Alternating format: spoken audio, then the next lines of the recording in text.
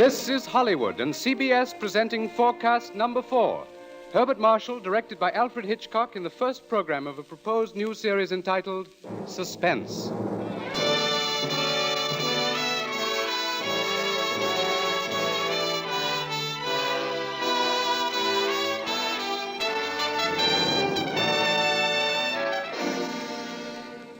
Tonight's Forecast program, ladies and gentlemen, represents the ideal form of collaboration.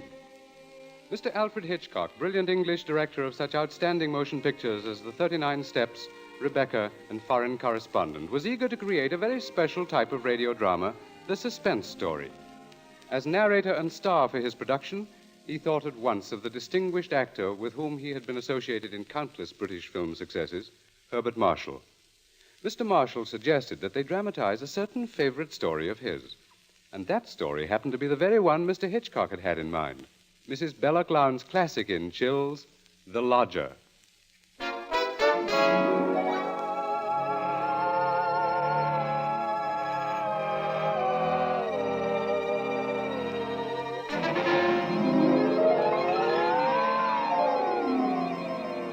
The Lodger is a work of fiction which springs from recorded fact. A story which begins in the year 1888 in London. A London terrorized by the fifth in a succession of recent murders. It was believed that these deeds were the work of one person, a tall, gaunt figure in a black Inverness cape, carrying a small, narrow bag. That meager description, provided by a highly unnerved witness, was the sum total of all that was known of the murderer. It was enough, however, to keep alive and alert the interest of all London, of all those in fine quarters, and all those in small, grimy houses, as, for example, Ellen Bunting. Ellen was no different from all the other middle-aged housewives dwelling in the great city's squalid Whitechapel district. She knew all the known facts of the case. As Herbert Marshall will tell you, Ellen knew it was quite proper to refer to this wielder of the knife as the Avenger.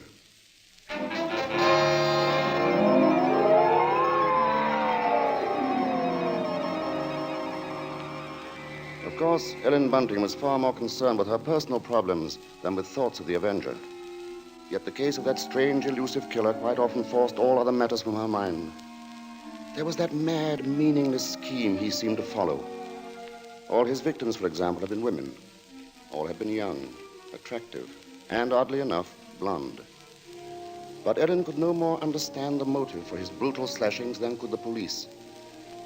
This night, she and her husband, Robert Bunting, sat before their fireplace reading the newspaper account of the latest murder. The Avenger had struck again.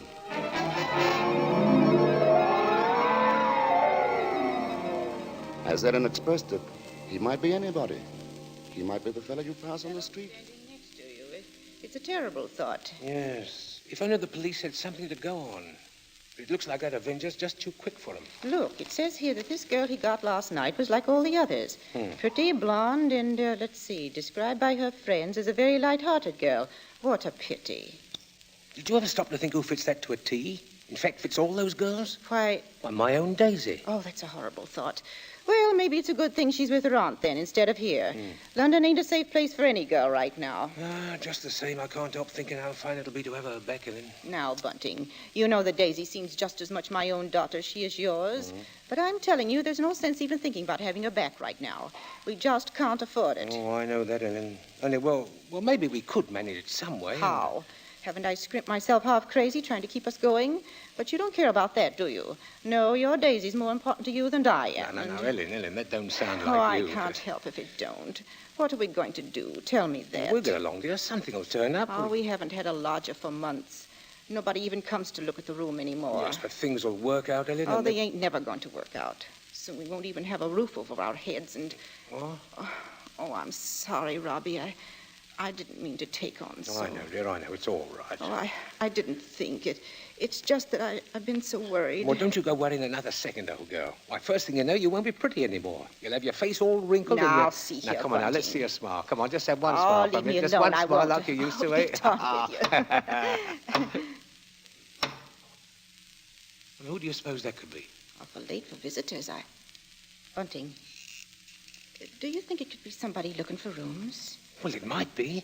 You want me to go to the door? No, I'll go. You just stay here. Yes, all right. Now, be sure you get a good look at Louise before you let them in, dear. Oh, I'm coming. Oh, I do hope it's... Yes, sir? Is it not true that you let lodgings? Yes, sir. Won't you come in, sir? Thank you. Could I take your cape, sir? There's no need. Now, I'm looking for a quiet room. It must be quiet. Oh, we have that, sir. Above all, our house is quiet. Your bag, sir. May I take it? No, I'll hold it. You'll be so good as to show me the room, please. Oh, yes, sir. It's right up these stairs, sir. This way. Thank you. You see, sir, there's just my husband and me here, and we're ever so quiet, and I'm sure you'll find this room to your liking, sir. Here we are. Now, I'll just light the gas. There. Mm-hmm. Very good. It is pleasant, isn't it, sir? And there's not many rooms with such pretty pictures, are there now? We've had them in the family for years, sir, and... Pictures interest me very little. You see, what really impresses me about the room is the very simplicity of it, the bareness. Yes, sir. It's not at all crowded, is it? It will be quite suitable, Mrs. Bunting's. Mrs. Bunting. You see, I do a great deal of studying in my book here, the Holy Bible. Yes, sir. Please, sir, let me help with your luggage. No, don't touch it. Oh, but I only wish to... Oh, you only wish to help, of course. You must forgive me, Mrs. Bunting. It's just that I'm so very weary. Of course, sir. He bringeth them to their desired haven. Beautiful words, Mrs. Bunting. Indeed they are, sir. And now at last I have found my haven of rest. Yes, sir. Then you'll be taking the room. Let us see now. What are you going to charge me? With attendance, mind. I shall be staying in most of the time, and I shall be wanting meals. Oh, we can see to that, sir. Then does 30 shillings a week suit you? 30... Why, yes, sir. Yes, sir, that will be quite all right. Good, and I shall pay you in advance. My name is Sleuth, Mrs. Bunting. Mr. Sleuth. Sleuth. Think of a hound, Mrs. Bunting, and you'll never forget my name. 23, 4, 30 shillings. Thank you, sir. And I think I should enjoy a little light supper now, Mrs. Bunting. A little bread and butter, perhaps. Could you arrange that? Oh, certainly, sir. I'll do that now. And if you'd be requiring any beer or spirits... Certainly not. Oh, sir. What did I say? I thought you understood me, Mrs. Bunting, and I had hoped that you and your husband were abstainers. But we are, sir. We don't keep nothing about. I would have had to go out and... Of course. Oh, I'm sorry, Mrs. Bunting. I fear I spoke sharply. I don't wish you to think me rude. After all, you've been so kind, considerate. I hope I know a gentleman when I see one. Thank you very much. Now, I'll just hurry with your supper.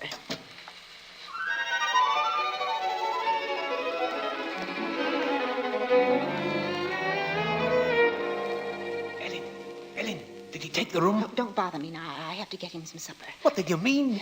Come to the kitchen where he won't hear us. He took it, Ellen? Yes, He took the room? Yes, we're all right now. Look, 30 shillings. A week in advance. Oh, it's wonderful. Wonderful. And Ellen, do you see what this means? Yes, you can have Daisy now. Yes. Here, Bunting, warm that teapot and put some tea leaves in it. Righto. Yeah, do you know something, old girl? We're not going to worry too much about Daisy being in danger of that Avenger fella. Whatever do you mean, Robbie? Well, she's not a girl who takes a drink, you know. What's that to do with it, please? Oh, something I read in the paper while he was upstairs with the gentleman. They just found out that every one of the Avenger's victims had been drinking. They figured he must be some kind of a rabid abstainer. What a peculiar chap.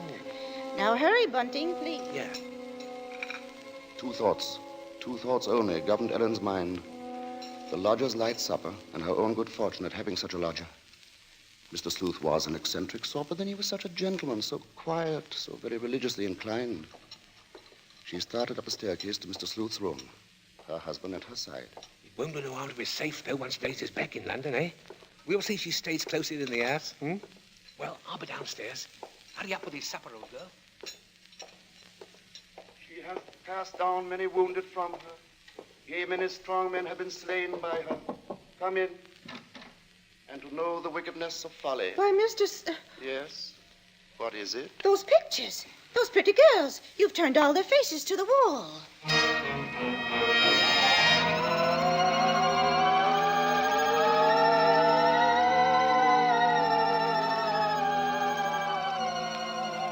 And that maneuver, that strange action, was the beginning of Ellen's concern. Soon there came to her a recollection of the black Inverness cape, the small, narrow bag, the urgent matter of alcoholic drink. And these details began to shape themselves into a pattern which grew more disturbing with each passing hour. The day following, the lodger did not leave the upstairs room once, nor did he leave the next day. And the oddness of this took its place in the pattern. Then, too, the approaching arrival of Daisy, her stepdaughter, added to her concern. On the second night, her sleep was restless with vague, horrifying images. And so when she heard the first stealthy footsteps outside her bedroom, she was instantly awake. Tensely, she followed those steps down the stairs, down the hallway. She heard the front door open and then click shut. Utter stillness fell upon the house. And outside, the streets were so silent she could hear distinctly the clock from a church tower a mile away told the hour. In her troubled frenzy, she pictured a lone figure plodding through the deep fog, moving quietly, stealthily, stalking, searching, finding.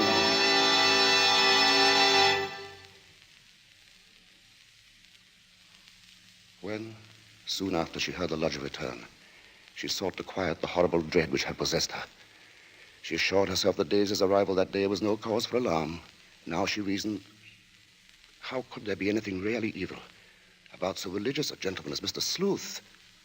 But for her there was no more sleep, merely a tormented state of half-consciousness, a state which suddenly dropped from her shortly after daybreak.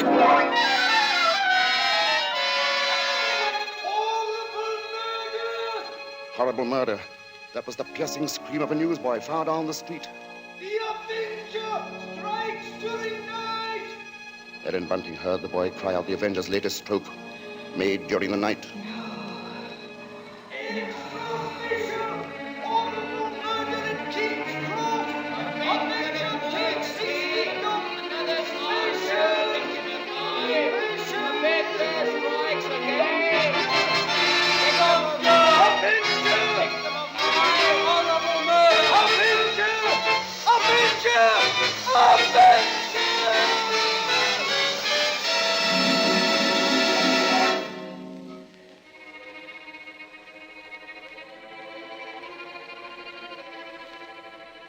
Ellen's first glimpse that morning of the grave-faced lodger brought the sleepless night's warm terror full to the surface.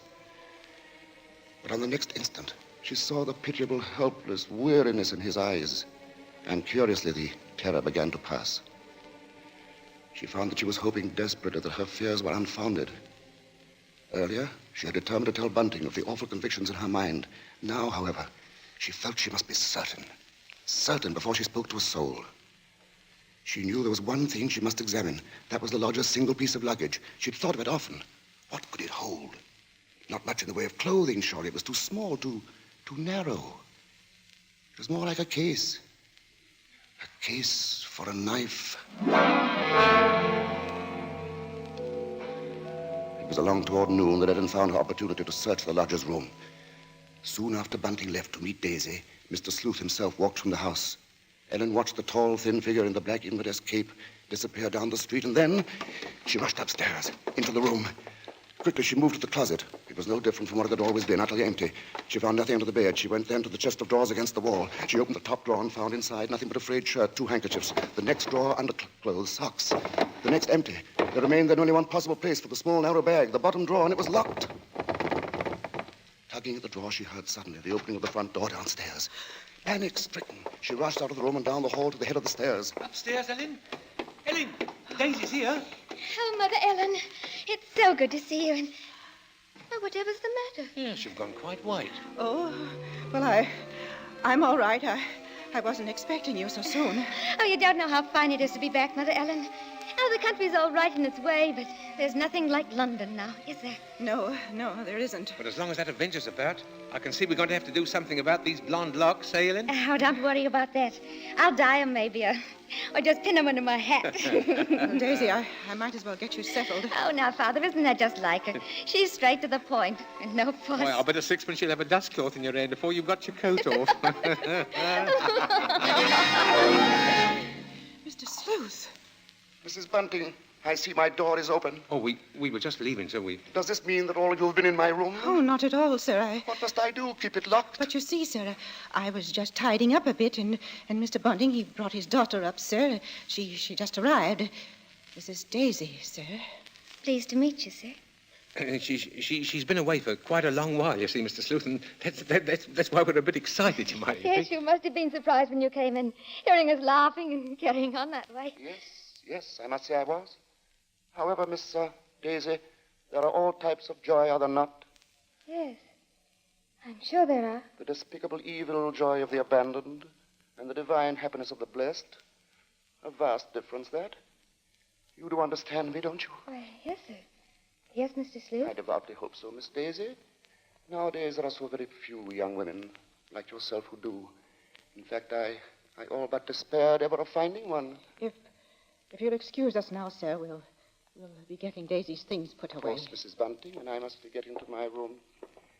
Believe me, Miss Daisy, it's been a revelation to meet you. Oh, thank you, sir. I'm sure we shall have much to discuss. He's a queer one, all right. But such a gentleman, isn't he?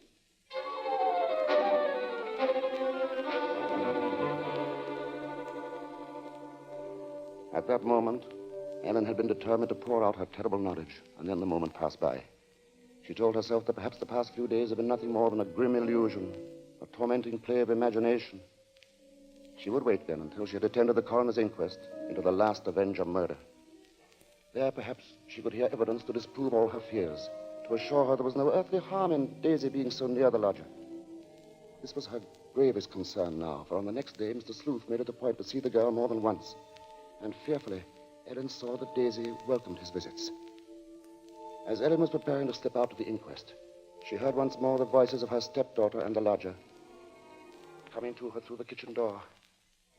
She hesitated before entering. Tense. Strangely apprehensive. I do believe, Mr. Sleuth, I've never known a gentleman with such funny ideas. Oh, Mother Ellen, you should hear what Mr. Sleuth was just saying. Perhaps, Daisy, you would excuse yourself and... He thinks people, and especially girls, should spend all their time praying. I sought to explain, Mrs. Bunting, that all women are placed on this earth filled with evil. They therefore must struggle constantly to find the paths of righteousness. Why, Mr. Sleuth, you mean a girl's not to enjoy life at all? Not to have fun? Frivolity, my child, is the devil's breeding ground, and all his implements are there. Temptation, pleasure, wine. Oh, that's crazy. Well, there's nothing I like better than a glass of wine, and I'm not... You drink. She didn't know what she was saying, Mr. Sleuth. Just a child, and Daisy, you'd better go now. But I didn't say nothing wrong. What's the harm in a glass of wine? She lieth in wait as for a prey, and increaseth the transgressors among men. Why, I don't know what you mean. I never heard such nonsense. You call Holy Scripture nonsense? So what I prayed against is true. You are beyond salvation. That's not so. I'm a good girl, I am, and I won't have you saying that. Daisy, go into the front room. It's quite all right, Mrs. Bunting. I must be going upstairs anyway. I'm used to being misunderstood, you know. People never realize that my efforts are simply for the greater good of humanity. Of course, sir. And that the power on high will direct my hand toward the expulsion of all evil. Daisy, listen to me. Yes? I've got to tell you about... About what, Mother Ellen? Nothing. I've got to go out for a while now. I'll be back.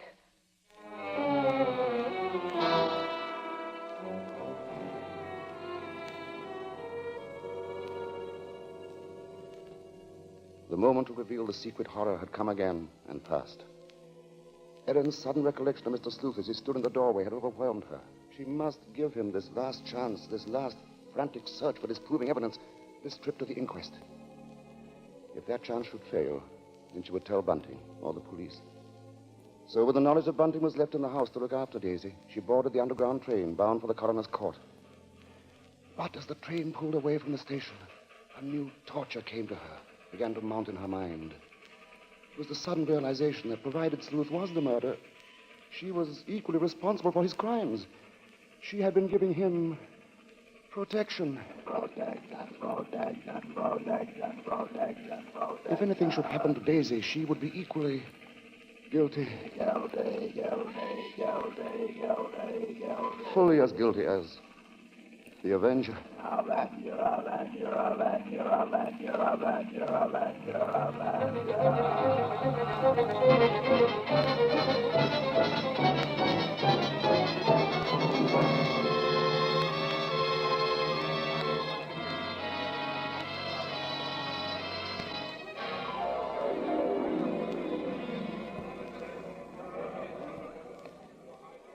Ellen, seated at the rear of the small but crowded inquest room, listened to each of the witnesses as they were called. And from one of them she found the first hope she had known for many days. This witness lived next to the alley in which the Avenger had committed his crime that night. She had seen him from her window, and the man she described in no way resembled Ellen's lodger. But in another moment, Ellen's hope was swept away. It was pointed out that the fog had been so heavy that night that the witness could not possibly have seen the murderer from her window. She left the stand, replaced by a Mr. Cannot. This elderly gentleman was certain that he had not only seen, but talked with the Avenger.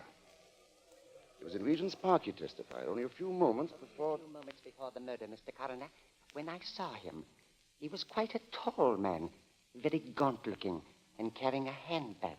A handbag, you say? Yes, a small, narrow one. Just such a bag, I might add, as might contain a knife. As Ellen heard these words, the tension which had been mounting up within her became almost unbearable. Rigid with horror, she gripped the arms of her chair. She heard the coroner... I shall have to ask for more order in the court. And now, Mr. Cannot, I understand you heard this man speak. Oh, yes, he had a rather high, hesitating voice. An educated man, I would judge, but quite mad. What do you mean by that? Well, as he emerged from the fog, he was talking aloud to himself. Believe me, sir, he was reciting scriptures from the Bible.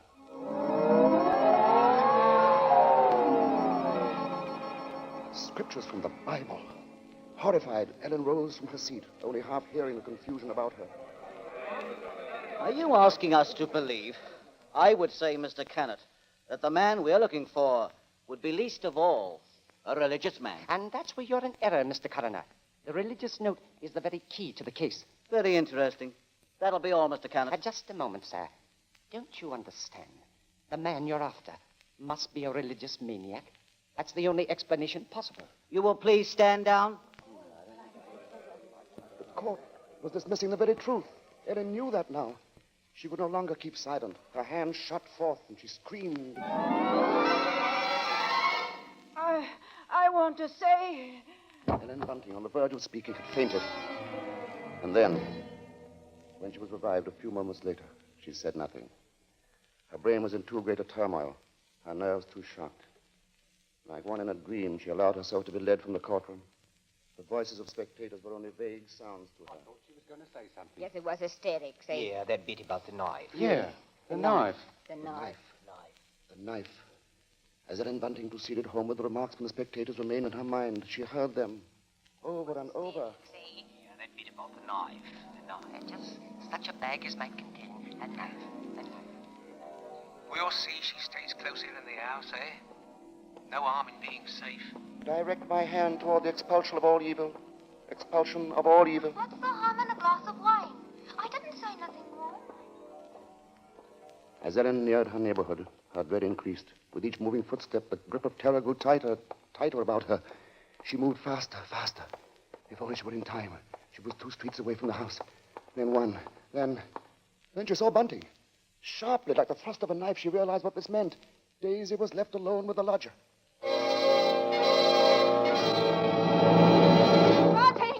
Bunting! Yes, Ellen? What is it? Oh, Bunting, tell me, Bunting. Where's Daisy? Where is she? I say, where? Why, at home. What? Oh, listen to me. Try to understand. Sleuth is the Avenger. What are you saying? Our lodger. He's the Avenger, Bunting. Oh, but there's no time for that. Daisy's in danger. Hurry! Hurry! Yes. Daisy! Daisy!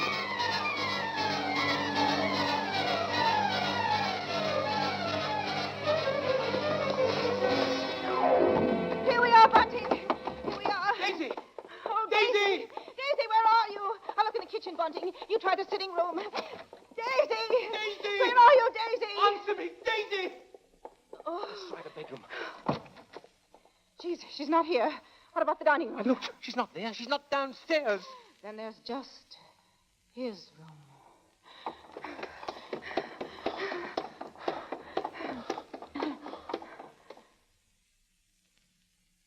Go on.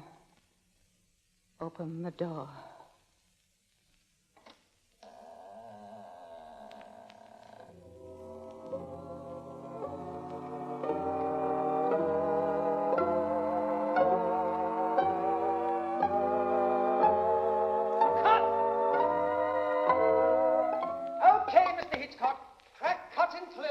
You say cut. What's the idea, Hitch? I have a few more lines to do.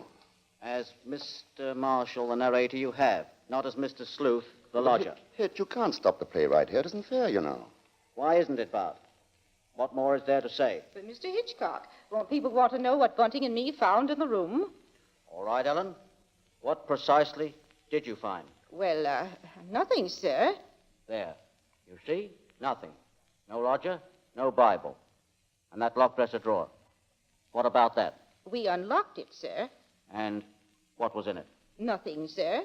You are certain, Mrs. Bunting? Oh, you gave me quite a turn, Mr. Mr. Marshall. Yes, sir, I'm sure, sir. There was nothing. Well, begging your pardon, Mr. Hitchcock, but don't you think we'd better just mention about Daisy? I don't know, Bunting. What do you think we ought to say? Oh, just that the reason she wasn't in the house when Ellen and me got there was, well, she'd gone out for a walk, that's all. Did she enjoy it? Oh, very much, sir. Made it to King's Cross and back in just under an hour, sir. Splendid time, Bunting. Well, there you are, Bart. There's the story. Now, wait a minute, Mr. Hitchcock. You can't do that. That's not the story. Of course it's not. Now, look here, Hitch. Here's the fellow who composed and conducted all our music, Wilbur Hatch. He wants to know about this, too. Everybody does. All right, Bart. What is it they want to know? What became of Mr. Sleuth? Oh, him. Why, he left that afternoon. They never saw him again. And now I think we ought to say something about the Columbia forecast Mr. Hitchcock, show for... sir, will you please... Stop him, Mr. Marshall. Hitch, listen to me. Yes? What is it? They want to know when the Avenger finally was caught. Oh, well, let me ask you something, Bart. Are you acquainted with Loretta Young? Yes, what's that got to do with it? Well, in next week's Columbia preview series, Miss Young will take the starring role in the drama of an American Red Cross nurse. That's good news, isn't it? Oh, that's great. But now listen, Hitch, you've just got to tell that audience exactly when and how Mr. Sleuth was caught. Caught? Why on earth should he be caught? Why? Well, he was the Avenger, wasn't he? Was he?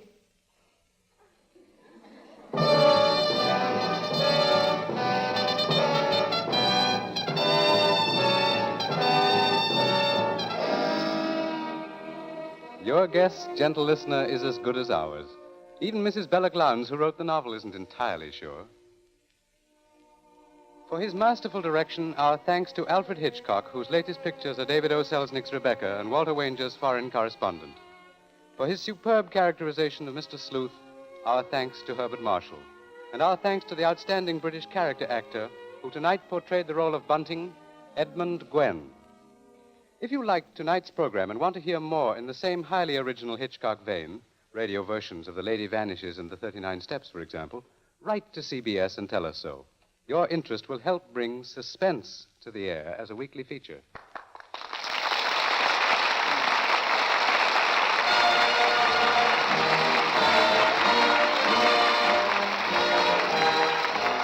Forecast next week presents from Hollywood, Loretta Young in Angel, first of a proposed series based on the adventures and the romance of a typical Red Cross nurse. From New York, a new sort of comedy show, Ed Gardner as Archie in Duffy's Tavern, with Gertrude Neeson, Colonel Stoopnagle, Larry Adler, and John Kirby's orchestra.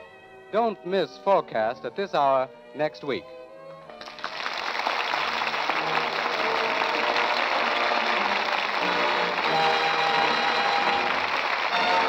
Thomas P. Benson speaking. This is the Columbia Broadcasting System.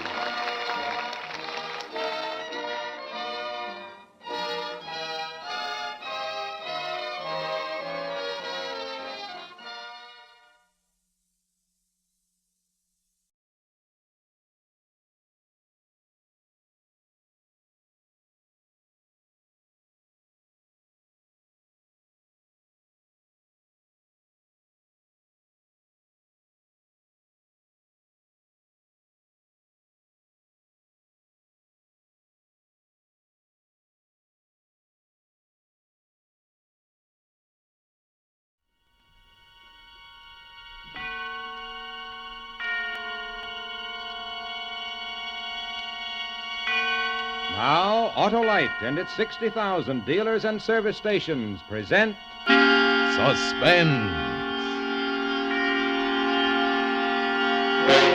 Tonight, Autolite brings you John Lund in Lunch Kit, a suspense play produced and directed by Anton M. Leader. Friends, now that the weather's getting hot, you're getting thirsty. Everybody's getting thirsty. But not those dandy, dynamic, dependable Autolite Stay Full batteries. No, sir. An Autolite Stay Full battery needs water only 3 times a year in normal car use. Yes, only 3 times a year in normal car use. And it's got extra plates for extra power, protected by fiberglass insulation for stronger life and longer life. Why, in recent tests conducted according to SAE life cycle standards, Autolite Stay Full batteries gave 70% longer average life than batteries without the Stay Full features. So remember, you're right with Autolite. Oh, and also remember, the Autolite Suspense Show is now on television in many parts of the country every Tuesday night. And now, Autolite presents John Lund in a tale well calculated to keep you in suspense.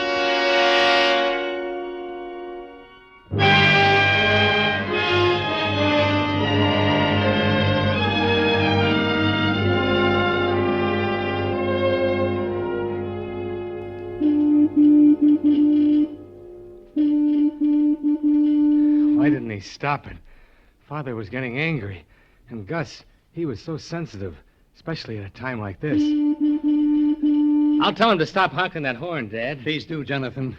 Yes, please do. I'll call down to him. I'll tell him to stop. Hey, Mike!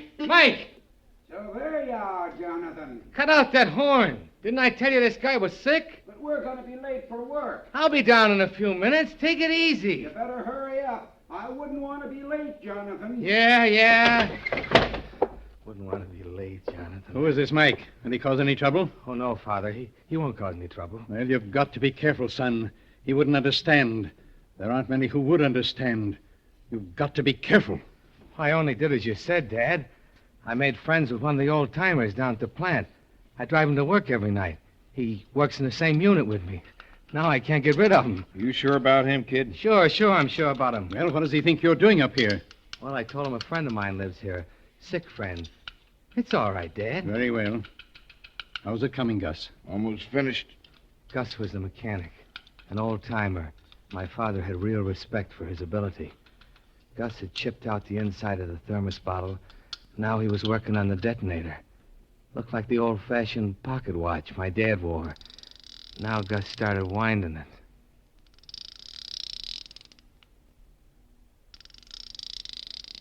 Somehow, that kind of got me. I wish my father had never started this thing. I wish he didn't believe the way he did about atomic fission, destroying the world.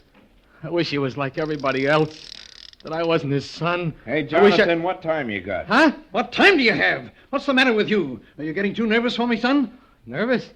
Oh, don't worry about me being nervous. It's, 8:29. 8:29. Okay, kid. What are you sweating about? Who, me? Your dad ain't sweating. This is no time to be nervous, Jonathan. She'll go off at 6:30 tomorrow morning. Is that okay? Fine, Gus, fine. Okay, kid? Sure. Okay. Now Gus cleared a little space on the table and went to a steel cupboard. He came back with a metal jug cradled in his arm. My father leaned forward. I felt myself tightening up inside. Without thinking about it, I pulled a pack of cigarettes out of my jacket, put one in my mouth. Then as I was about to strike the match, Gus looked up. My father started coming toward me, the veins throbbing in his neck. Put that match away, you fool. What's what? wrong with you? Haven't you any sense at all? What do you mean? You tell him, Gus. Kid, if one spark gets into this nitro, they won't find enough of us here to fill that matchbox. Oh, the unlit cigarette turned to garbage in my mouth. I spit it out and stamped it to pieces on the cement floor.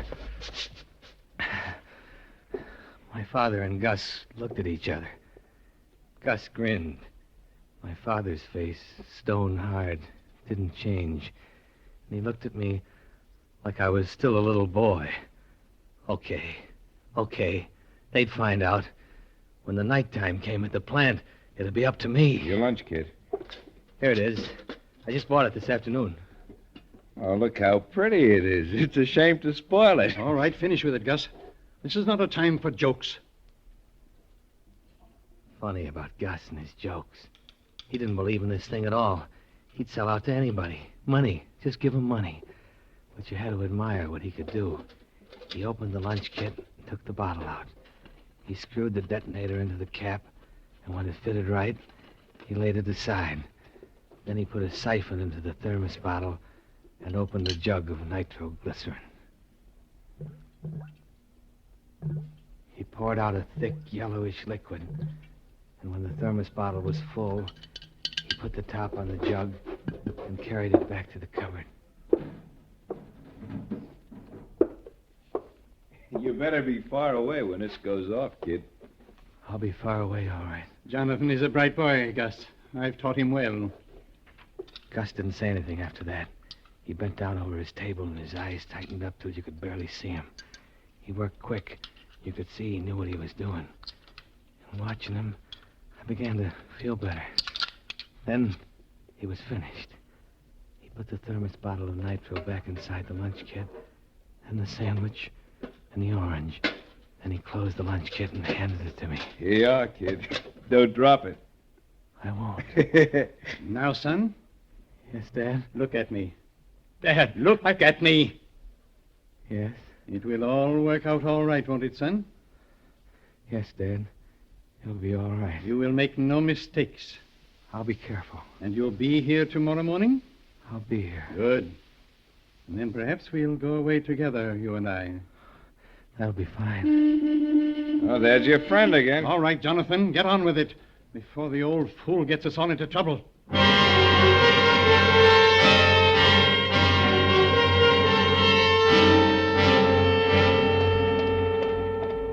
That you, Jonathan? Yes. It's about time. What kept you? We got to talking. He's pretty sick. We're going to be late for work. Well, you should have taken a bus. What about you? I'd have been late. So what? So what? That ain't no attitude, Jonathan. All right. Here. Open up the dashboard compartment. I want to put this lunch kit in. Okay. Be careful. Oh, it's a nice new one.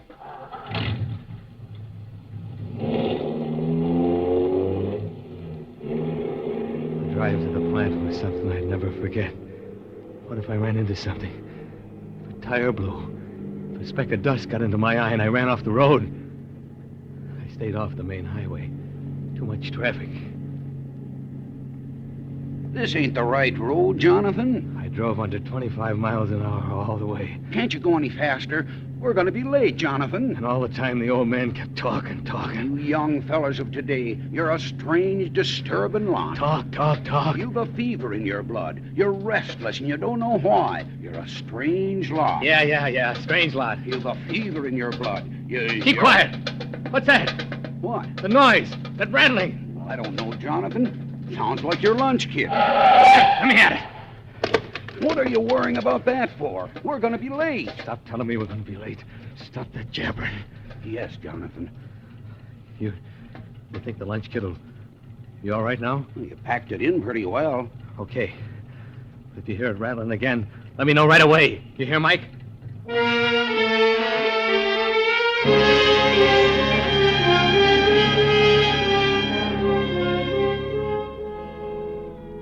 At last we came to the plant. The night shift guys were already at work. The parking lot was jammed with their cars. We were late, but I was glad of that. Now I'd be able to park near the entrance. Later on, I'd be able to get out in a hurry. Okay, Mike, this is it. I'm sorry I made you late. Oh, that's all right, Jonathan. Mind if I go back with you in the morning? Okay. Just be here prompt. I won't wait for you. Lunch kit and started for the main gate. The guard was standing there, inspecting everybody with a flashlight. I grinned at him and snapped the lunch kit open. How are you tonight? Okay. Not eating much, are you? No, not much. Ought to. Put some weight on you. Pass. I changed my clothes quickly and left the lunch kit in my locker. I figured I must look pretty haggard, so before going into the plant, I went to the washroom and washed my face and let cold water run down my wrists. Then I saw I'd left my wristwatch in my street clothes. It was against the rules to go back into the locker room until the shift was over. Now, all night long, I wouldn't know what time it was. I'd have to ask, have to guess. Oh, Father wouldn't like that at all, being so careless. I began noticing kind of an ache in the pit of my stomach. Oh, I mustn't get sick tonight. I drank a lot of water, and the pain left me. Then I went back into my unit.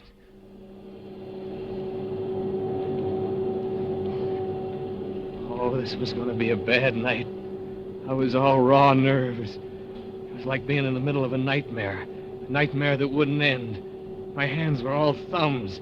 I couldn't seem to make them do anything right. Oh, Father wouldn't like the way I was doing things.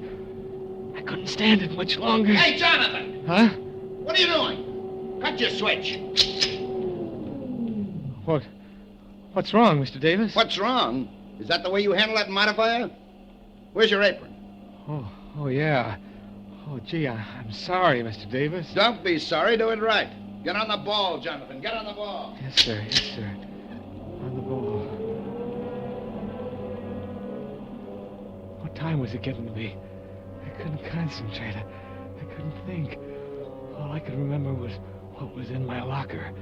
All I could remember was that thermos bottle filled to the top with nitro. All I could remember was that detonator set for 6:30. Hey, Mike, what time is it? 12:30. Hey, Mike, what time is it? 10 minutes after 1. Hey, Mike, what time is it? 5 minutes to 2. Hey, Mike, what time is it? Almost time for lunch. Lunch? And am I hungry? I could eat 'em. Hey, what's wrong with you? Well, you're white as a... My stomach. My stomach. Hey, you guys, come over here, quick!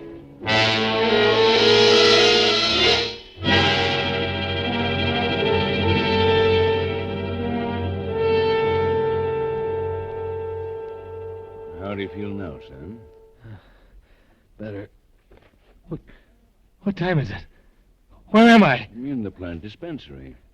You ever had a spell like that before? No, I never did, Doc. What time is it? Say, you're pretty nervous, aren't you? No, I'm all right. I don't know. Your pulse was extremely high when they brought you in here. But I'm all right now, Doc. I want to go back to my job. You want to what? I can't allow you to go back to your job, son. Now, just relax. But I'm all right now. What time is it? Take it easy now. Take it easy. It's 2:30. 2:30? Well, then they all gone back to work. I won't be able to go to my locker. Oh, I know what you're thinking. Your lunch. Isn't that what's on your mind? But lunch is over. I won't be able to go back. Now, never mind. I'll send somebody to get your lunch, kid. Oh, no, don't do that. Huh? No, really, Doctor. I'm not hungry.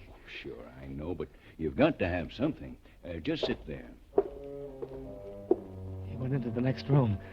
I wanted to jump up and start running, but that was no good either. Why'd I made such a fuss about the lunch kit? What's he doing in there? And he came back. And he was carrying a glass of milk. Here you are. If you're going to miss lunch, at least drink this. Milk? Go on. Drink it down. Okay. Well, finish it all. That's it. There. Feel better? Yeah. I think I better go back to work. No, you don't want to do that. Just take it easy. Oh, I feel fine now. Really. You couldn't go back to work even if I let you. What do you mean? You'll lie down on the cot there in the next room and take it easy. You're going to take a nice long sleep. Sleep? Why, sure. Oh, no. I got to get back to work. Oh, no. Not tonight anymore. But I couldn't sleep. You'll sleep all right. I put a couple of grains of barbitol in that milk you drank. Sleeping powder? Hey, what's the matter with you breaking the glass like that? I don't want to go to sleep. I'm all right. Sure, you're all right. Can't even hold a glass. Well, you're in fine shape. And at least you drank the milk. I don't like taking dope. Now, look, son, it'll slow you down. You'll wake up feeling like a new man. You little fellas, you don't know how to relax. It's a wonder you live as long as you do. Now, come along with me. You just lie there now and behave yourself. That's right. Crawl into the blankets. Now, in a few minutes, you'll be sleeping like a baby. And you won't need the lights. Good night, young fella. Pleasant dreams.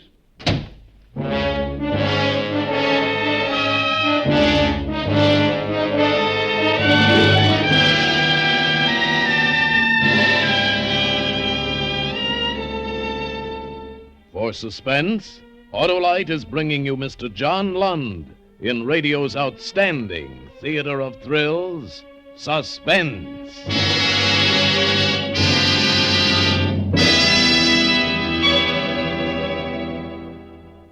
Hello, Harlow. What's cooking? Don't say those words, Hap. They're poison. Look at this letter.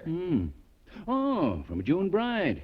Dear Uncle Harlow, I'm just dying to learn how to use that lovely pressure cooker you sent me. Wasn't a pressure cooker. I sent her a dandy dynamic Autolite Stay Full battery that needs water only 3 times a year in normal car use. She says, I know it must be a wonderful pressure cooker because the instructions say it needs water only 3 times a year in normal car use. June Brides. They're dumb. She should know that an Autolite Stay Full battery has extra plates for extra power, protected by fiberglass insulation, for stronger life and longer life than batteries without these features. And she says here, Bob keeps telling me the pressure cooker is really an Autolite Stay Full battery that needs water only 3 times a year in normal car use. Uncle Harlow, you're wonderful. Now we can cook as we travel. June Brides. Now, if they'd listen to me... Can't. We're going to listen to Suspense. And now, Autolite brings back to our Hollywood soundstage John Lund as Jonathan in Lunch Kit, a tale well calculated to keep you in suspense. Sleeping powder. He put sleeping powder in the milk, and like an idiot, I drank it all down, every bit of it. And then I started to get drowsy. With a time bomb in my lunch kit set to go off in just a few hours, I started getting drowsy. No, I had to get up, to get out. I couldn't stay there, couldn't sleep through. Had to do something. My eyes are getting heavy, so heavy, I couldn't keep them open. Pint of pure nitro, and all the chemicals and inflammable stockpiles here. The place would go up like an ammunition dump. Had to get out. Couldn't keep my eyes open. So easy. It's so easy. Let my eyes close. Go to sleep. No! I couldn't go to sleep. I couldn't. I crawled off the cot. Window in the room. I had to get through the window. Couldn't go through the doctor's office. Get out through the window. I started over. But then I had to stop. I had to sit down. So tired. So good to sit there. So good. Close.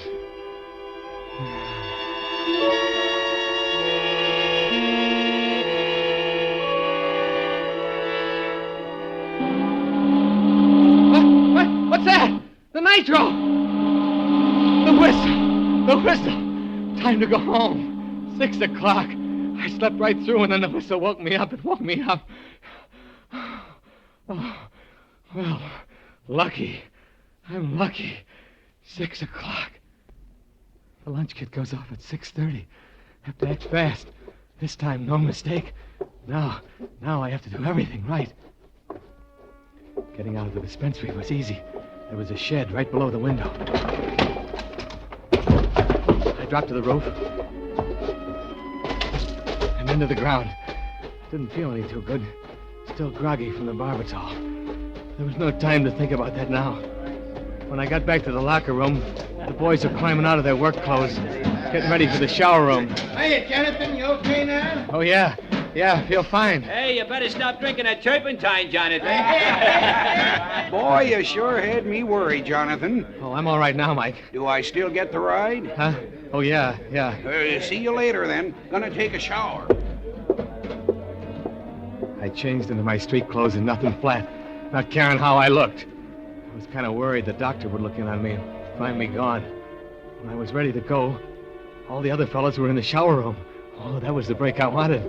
I took the lunch kit out of my locker and slid it underneath. Then I looked at my wristwatch. 4 minutes after 6. I had 25 minutes to get away. It was working out fine. Now I knew Father would be pleased. I walked past the front offices. No one else around yet.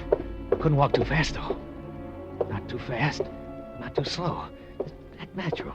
Not too fast, not too slow. All right, Jonathan. Huh?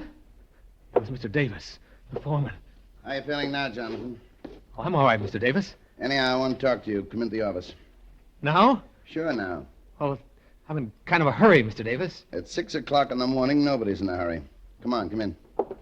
All right, but just for a minute. Close the door. Sit down. Nothing like sitting down and relaxing after a long night. This chair could use a little oil. I really can't stay long, Mr. Davis. I'm supposed to meet someone.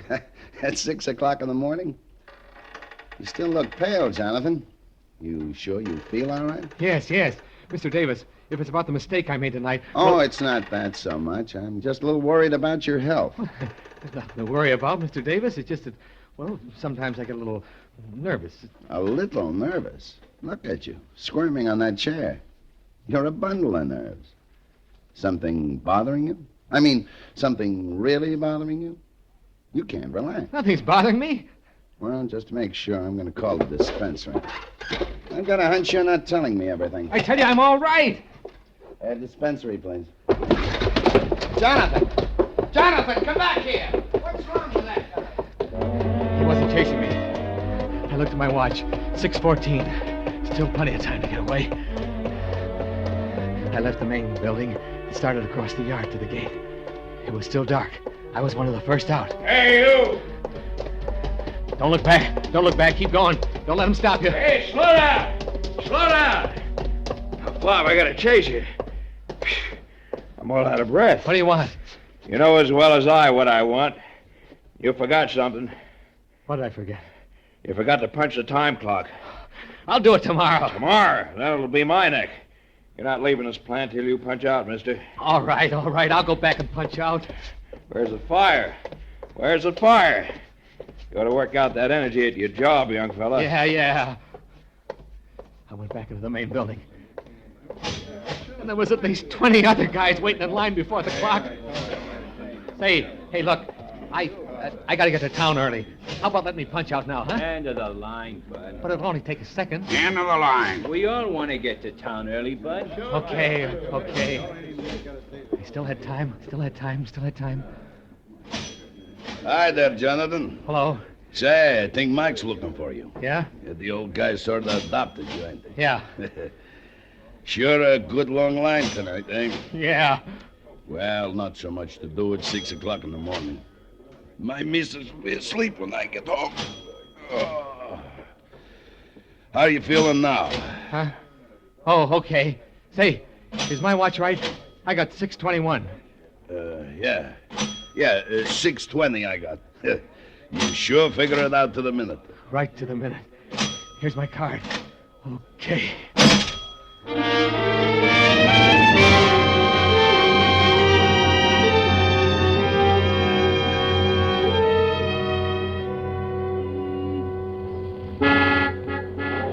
Finally got to the parking lot. A whole flock of guys were out by now. It was kind of cold. It took a couple of seconds for the motor to turn over. It was 6:27. I had 3 minutes. 3 minutes. Couldn't waste any time. I was fighting for my life. Finally caught. Started backing out quick. Had to get out of here in a hurry.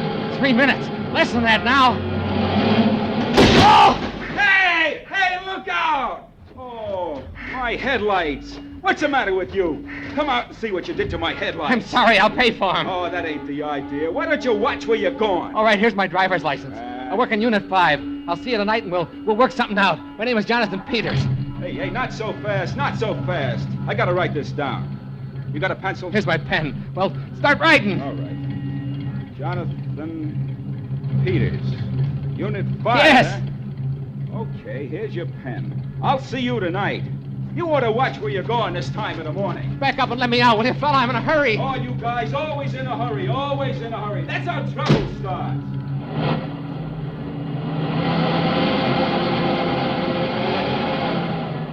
All right. It's clear now. Thanks. No more than 2 minutes. I gotta hurry. Hurry. Clear now. All clear. Hurry. Hurry! Hey, Jonathan, wait for me. Wait, Jonathan. Oh, he got away. Now, why'd he do that? These young fellas don't know what the end will be. That kid sure is wacky. In a hurry. Always in a hurry. Hey, what's the matter with him? No sense of responsibility. Last night he drives like a turtle. This morning he races out of here like a demon and leaves me standing. Too bad, Mike. Well, maybe somebody else will give you a ride home, huh? Oh, I can get a bus, but this'll teach me to do a guy a favor. What do you mean? Well, that Jonathan. I didn't want to keep him waiting, so I came out and looked for him, and he's not in the car. So I go back in the plant to look, and I miss him. When I get back, he's driving off. Yeah? So what's the favor you did him? Well, he was so darn particular about it. Then he goes off and leaves it under his locker. But I found it and put it in his car for him. What? His lunch kit. I put it in his car.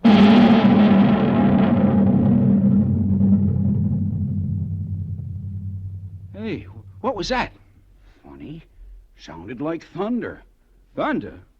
Look at the sky. Yeah, beautiful. No, it couldn't have been thunder. It's gonna be a real nice day.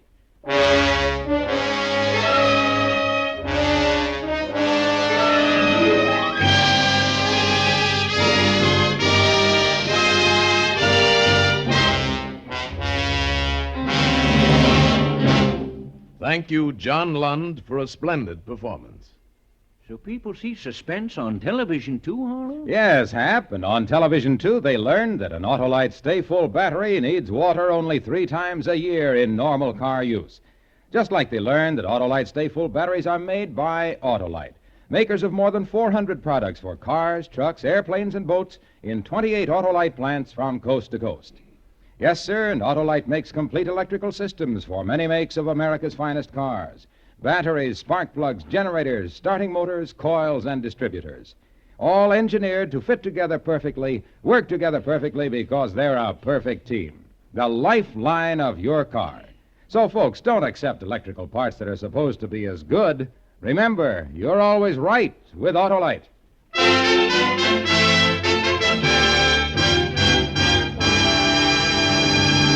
And now, here again is John Lund. It's been a pleasure to be here tonight with Tony Leader and his great cast of actors.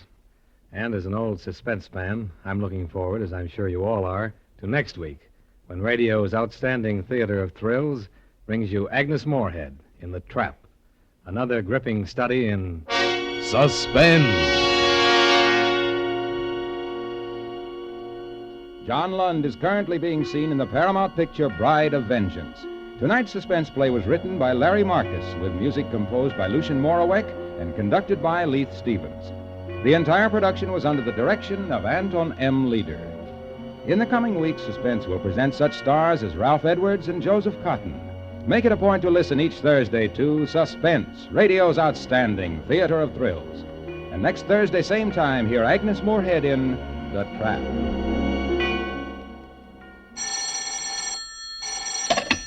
You can buy Autolite Stay-Full batteries, Autolite resistor spark plugs, Autolite electrical parts at your neighborhood Autolite dealers. Switch to Autolite.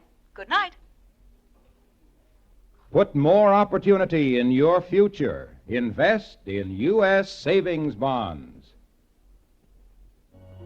This is CBS, the Columbia Broadcasting System.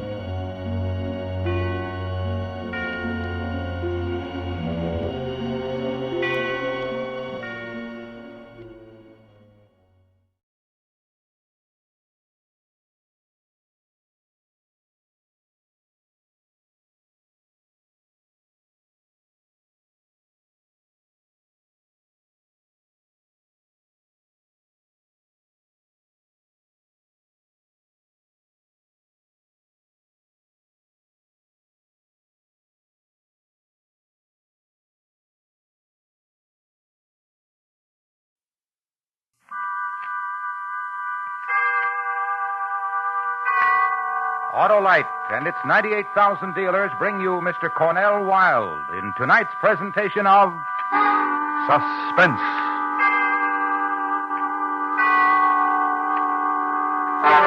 Tonight, Autolite combines fact and fiction. The fact, the murder of Mary Cecilia Rogers in New York City.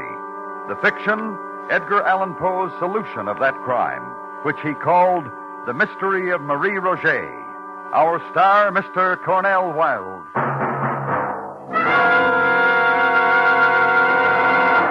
You seen any engines around, Harlow? Engines, Sheriff? Why, I've seen thousands of engines, all equipped with Autolite Stay Full batteries for purring, powerful, and pleasing starts in all kinds of weather. Well, these engines are off the reservation.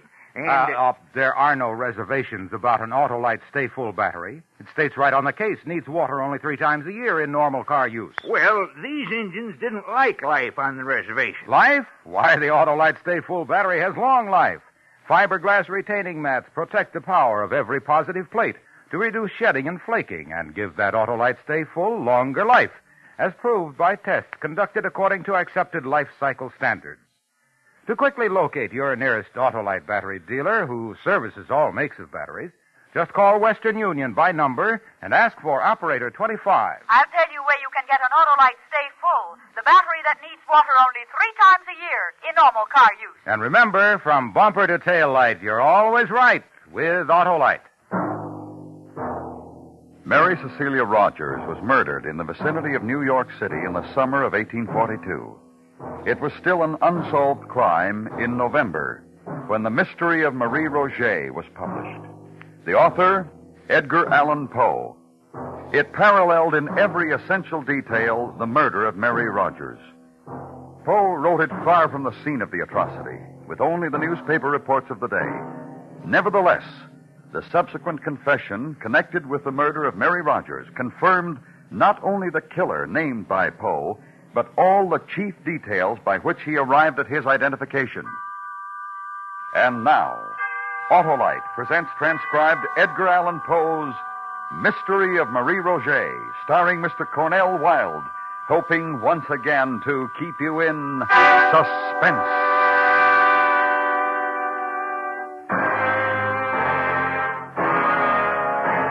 Good evening. My name is Dupin. I should like to extend an invitation.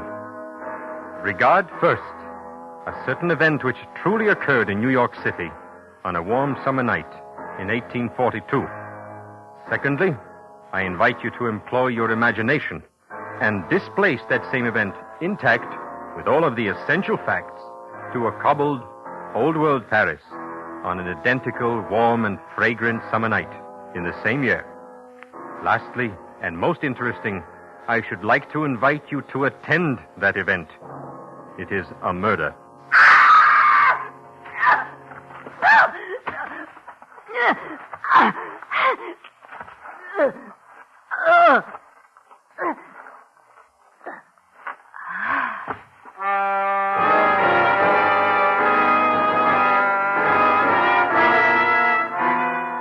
The general design and mental character of the atrocity, indeed, the first knowledge of its occurrence, came to my attention on Wednesday night, the 25th day of June.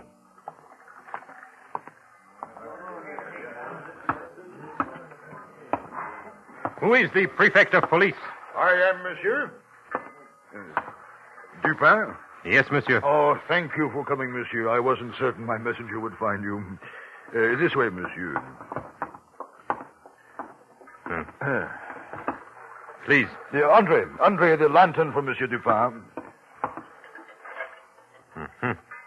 She died harshly. Yes. Beaten, choked, drowned. Oh, yes, quite harshly. She was beautiful, monsieur. Once, perhaps, yes. Still, Mademoiselle what? In life she had a name, in death she must also have a name. Any of you? I have asked, monsieur, but none of them know her. But her clothes and jewels say she was known Dupin. Good clothes, torn and disordered in her terrible struggle, but good.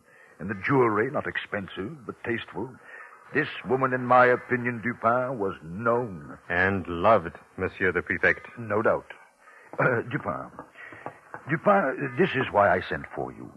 I've been through these things before. The newspapers will write stories, the reporters will make conjecture. Although there is no name for her now, there will eventually be a name. And then, monsieur, I will be called upon to produce her assassins. There is so little to go on. The eyes of the public will be upon me, and my honor is at stake. And my honor, too, monsieur, if I am involved in the investigation. Dupin, listen. There is a fund at the prefecture, a sizable fund which I am authorized to use when circumstances arise. For your services, I am willing to make a direct and liberal proposition. Dupin, you will help me find the answer to this woman's death? I cannot refuse.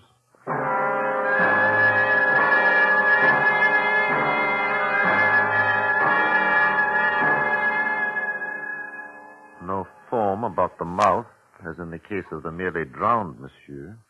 Here, bruises, impressions of fingers.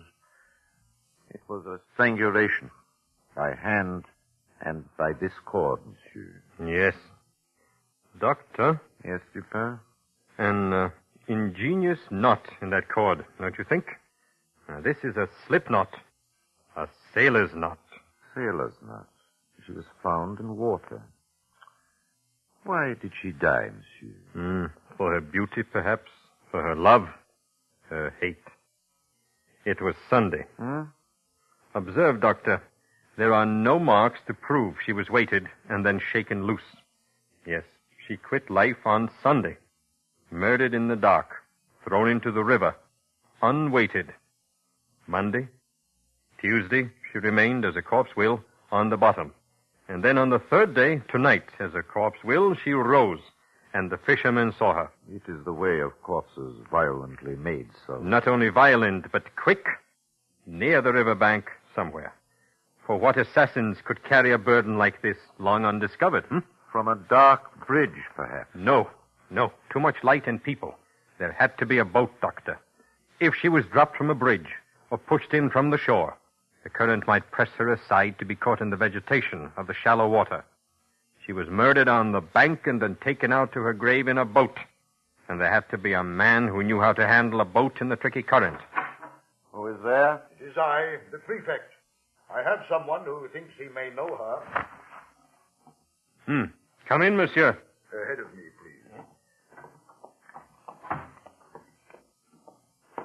With your permission, Doctor, Monsieur Dupin. Monsieur Beauvais, monsieur. How do you do? Monsieur Beauvais has been searching since Monday for news of a Marie Roget. Mademoiselle Roget is an employee of Monsieur Beauvais. Correct, monsieur? Correct. I am a parfumeur. I called on her mother, Madame Roget, Monday when Mary did not appear at my shop. Madame informed me that Mary had left Sunday morning to visit her aunt at Rue des Drômes. She has not yet returned. I see. And what else? I cannot say, monsieur. So far, I have ascertained that she never arrived at Rue des Drômes, and indeed, no one has seen her since Sunday. Can you describe Marie Roget? But of course. Dark hair, almost black, dark eyes, tall, young, vibrant. A woman, monsieur, of great promise.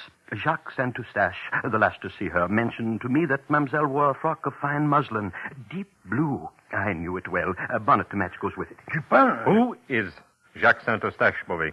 Monsieur Saint-Eustache is the accepted tutor of Marie Roget. He lodges and takes meals at the pension kept by Madame Roget. He was to have gone for his betrothed at dusk Sunday and to have escorted her home. In the afternoon it rained heavily, and supposing that she would remain at her aunt's, he did not think it necessary to keep his promise. She has stayed there under similar circumstances. And where is Jacques Saint-Eustache at this moment? Searching, and anxious as I am for Marie Roget. It is 3 days since Sunday. 4 days, really, but 3 that Marie Roget has been considered missing. Your search is tardy. I know, monsieur. Well? I am at your mercy. She has disappeared twice. The first time she disappeared was about 3 years ago. Her mother, her friends were unable to account for her disappearance. I was distracted with anxiety and terror. Did you notify the police? In that case, immediately, monsieur. But suddenly, Mary reappeared one fine morning after being absent a week. She was in good health and, well, with somewhat a saddened air, she explained she had spent the missing week with a relative in the country. Madame Roget, who was, and still is, infirm, recalled this to be a fact, and the matter was forgotten until now. So you did not call the police this second time she disappeared? What has happened once can happen again. What did happen that week she was away? I do not know. I do not honestly know. But you doubt the story of visiting a relative. I will not say. Show him what we have, Doctor. If you will kindly step over here, Monsieur Beauvais. Huh? Now, Monsieur Beauvais, if you please, do you know this woman, Monsieur? It is her. It is Marie Roget. It is her. Poor little Marie.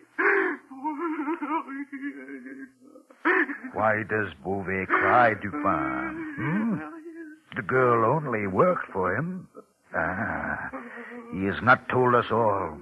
He is suspect, Dupin, and I will have a word with him. Stay. But Dupin, why does he weep for a shop girl, a grisette who was promised to another?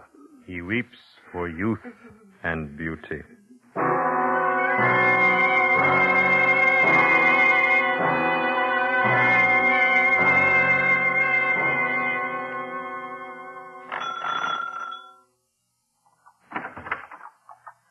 Yes, monsieur? I am Dupin, Madame Roget. May I come in? Oh, come. Come.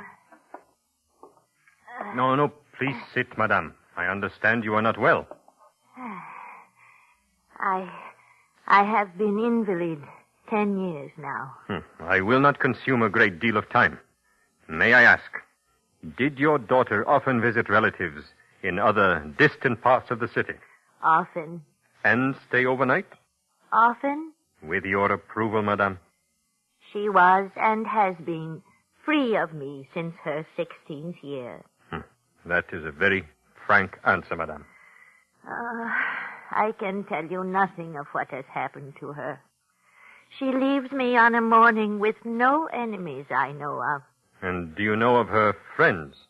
I understand the intention of your remark. You refer to those besides Jacques. No, I know of none. I understand that Jacques Saint-Eustache keeps rooms here. That is true? Yes, but he is no longer here. He left once he was informed of Marie's death. Where, I do not know. But surely he understood that we would be by to question him? He was beside himself with grief. I cannot blame him. I see. Oh, I have been of no assistance where I would like to be.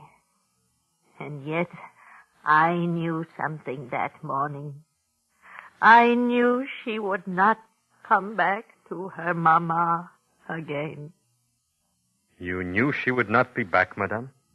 Did she take clothes, bid a longer goodbye? How did you know? I knew,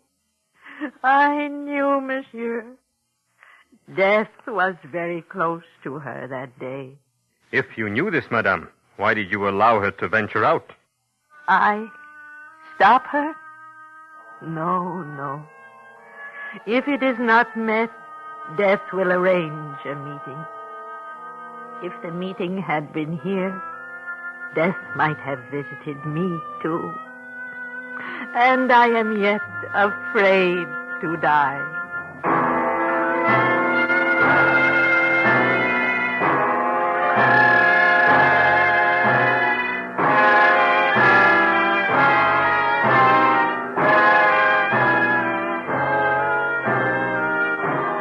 Autolite is bringing you Mr. Cornell Wilde in Edgar Allan Poe's The Mystery of Marie Roget. Tonight's presentation in radio's outstanding theater of thrills, Suspense.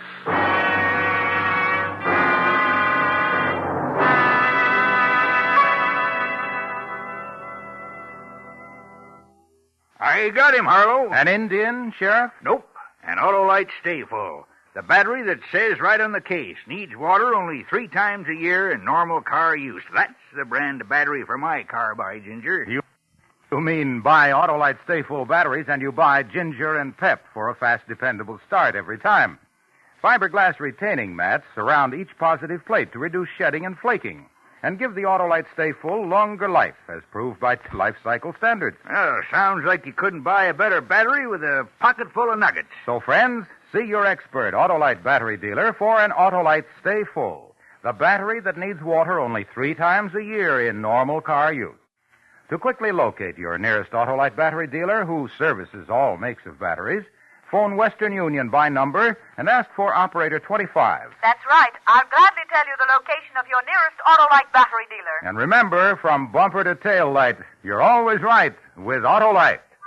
And now, Autolite brings back to our Hollywood soundstage Mr. Cornell Wilde in Elliot Lewis's production of Edgar Allan Poe's The Mystery of Marie Roget, a tale well calculated to keep you in suspense.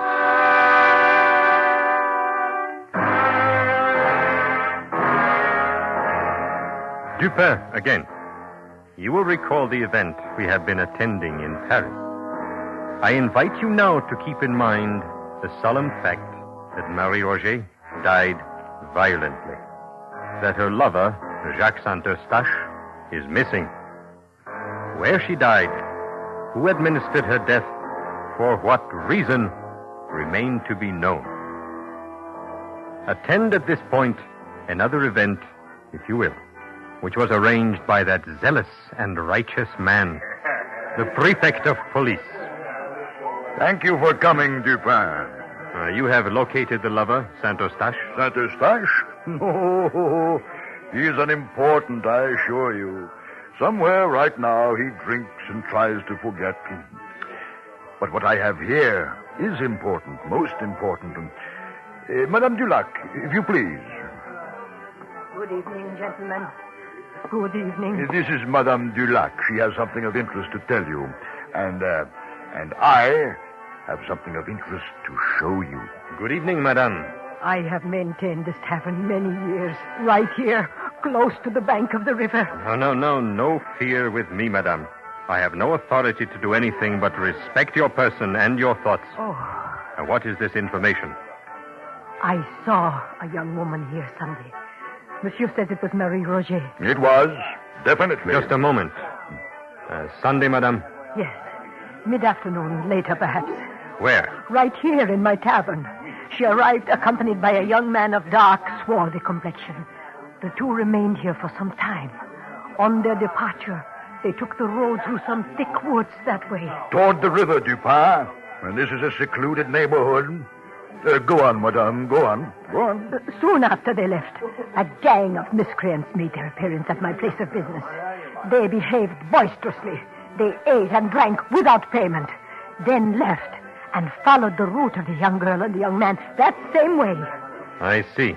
About dusk, the same gang reappeared, and we crossed the river in great haste. I see. And you are certain it was Marie Roget? Never fear. My men spoke with an unnoticed driver, a man named Valence, who knew Marie Roget. He claims he saw her cross the Seine on the Sunday afternoon in question with the swarthy man who fits the exact description of Madame. And what else, monsieur? Oh, I will show you. Come.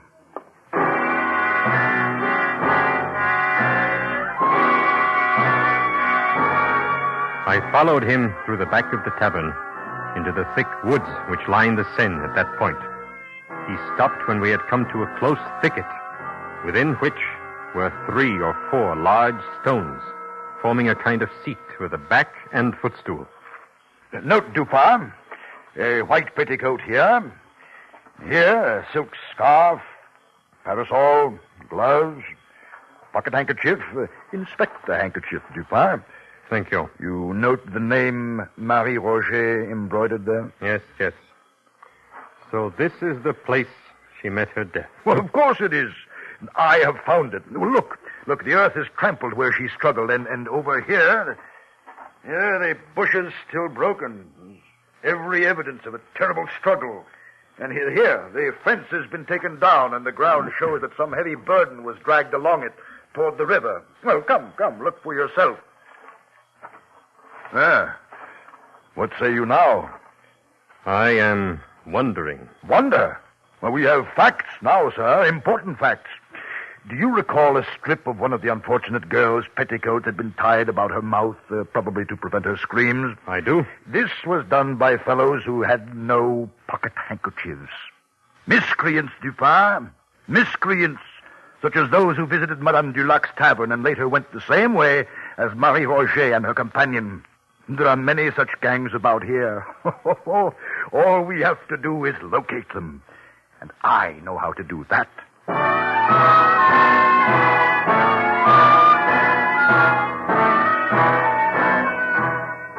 That night, the shrill cries of the Paris newsboys proclaimed the prefect's resolve. He offered a reward of 20,000 francs and a full pardon for any king's evidence. It was an accepted conclusion that Marie Roget had been waylaid and slain by a gang of miscreants in the vicinity of Madame Dulac's tavern. Well, are you defeated, Monsieur Dupin? Now that I have solved the mystery of Marie Roget? No, monsieur. Oh, I have doubled the reward. Soon one of the miscreants will come forward, then you'll see. 40,000 francs should be temptation enough. 20,000 was temptation enough. Huh? No one will come forward, monsieur. A gang, such as is hoped for, would be composed of men who have never seen more than 100 francs at one time. 20,000 would bring all of them. If they had any knowledge of Marie Roget's murder. Oh, they're just waiting. You know that. Waiting? When each is in jeopardy because of the other? We shall see, Dupin. Wait. It was one man. Huh? A man who dragged the body of Mademoiselle to the river's edge. A gang, even two men, could have carried it. A gang would have lifted it over the fence easily, instead of taking a fence down, as it was taken down. One man labored hard. Well, my conjecture is as good as yours. Are you talking of Saint-Eustache? No. No. He is quite unguilty. Monsieur, allow me to point out that the newspapers, the police, all have identified themselves with what apparently happened. We must consider what did not happen. First, a gang did not set upon her and murder her. Secondly, Marie Roget had no intention of visiting her aunt at Rue des Drômes when she left her mother and lover last Sunday morning. Dupin, if you have confident information, explain yourself. I have the same information as you. Nothing else. You said she had no intention of visiting her aunt that day. Why do you say that? Monsieur, consider what might have happened if her intended, Jacques Saint-Eustache, had called for her at her aunt's and discovered she was not there, that she had not been there all day. He would have been chagrined, suspicious, angry. Saint-Eustache would have been all these. Something for Marie Roget to worry about when she returned home. But nothing to worry about if Marie did not intend to return home. A point to consider, perhaps. Go on. Consider that she kept a rendezvous instead. This we know. A rendezvous with a swarthy man. We have been told that by two witnesses who saw him. Now, monsieur, I ask you, as I have asked myself, did this swarthy companion allow Marie to be slain before his eyes? Or was he himself slain trying to help her? If so, where is his body? Well, he left her before she was set upon, obviously. Did he leave her alone in such a dark district? They quarreled. Indeed they did. Another question. Marie Roget's death is known everywhere in France. Why has he not come forward to help us clear up the mystery? Many reasons. Perhaps he's married. He's left. He's uninformed. He has a swarthy complexion. A sea complexion. A well-attested fact. Now, accumulate that with the cord that was tied about her neck in a sailor's knot. Monsieur Dupin, I have not the... And the need of a skilled boatman to handle a boat on the river to dispose of the body. But it could be anyone. No, it could not. What? Marie Roget was a gay, not an abject girl. No common seaman for her. An officer, a naval officer, monsieur. Like the one who might have led her into a false elopement the first time she disappeared. 3 years pass. The approved time for a French man of war to consume encircling the globe. The officer returns, thinking of the same coquette, Marie Roget. The same bargain. What he has managed to do once, he can do again. Marie meets him Sunday for this purpose. Then she thinks the better of an elopement and refuses to accompany him. Saint-Eustache has captured her love. Her former lover slays her in quick anger.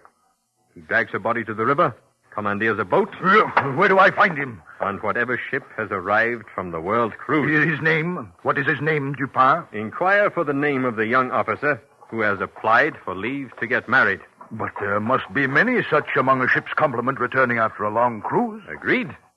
But, Monsieur le Prefect, there is only one naval officer who has returned to his ship without a bride. Andre! Andre! We leave at once for the naval yards.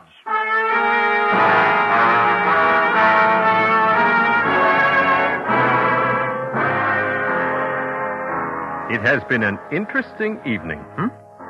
And now I issue a last invitation, my friends. I invite you to retain all that you have heard and employ this time, instead of your imagination, your sense of reality. For Marie Roget of Paris was truthfully Mary Rogers of New York. Let your reality move you back to New York City on a winter day some months after the event described.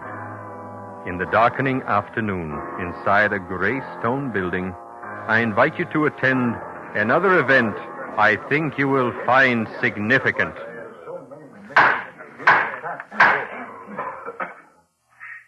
Ensign Robert Bryant Wilson. You have been found guilty of the murder of Mary Cecilia Rogers. It is the judgment of this court that you be hanged by the neck until you are dead.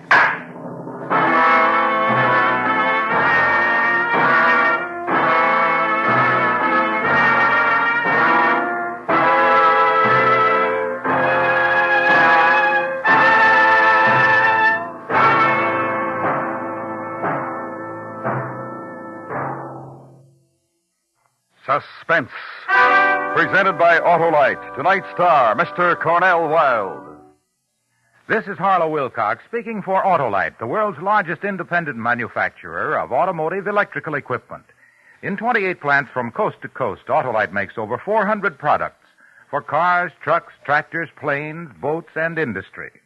These products include bumpers, die castings, industrial thermometers, and batteries, such as the famous Autolite Stay Full, ignition-engineered Autolite spark plugs, both standard and resistor types, voltage regulators, wire and battery cable, Autolite Bullseye sealed beam units, and Autolite original service parts for all Autolite electrical systems. Autolite is proud to serve the greatest names in the industry. So, from bumper to tail light, you're always right with Autolite.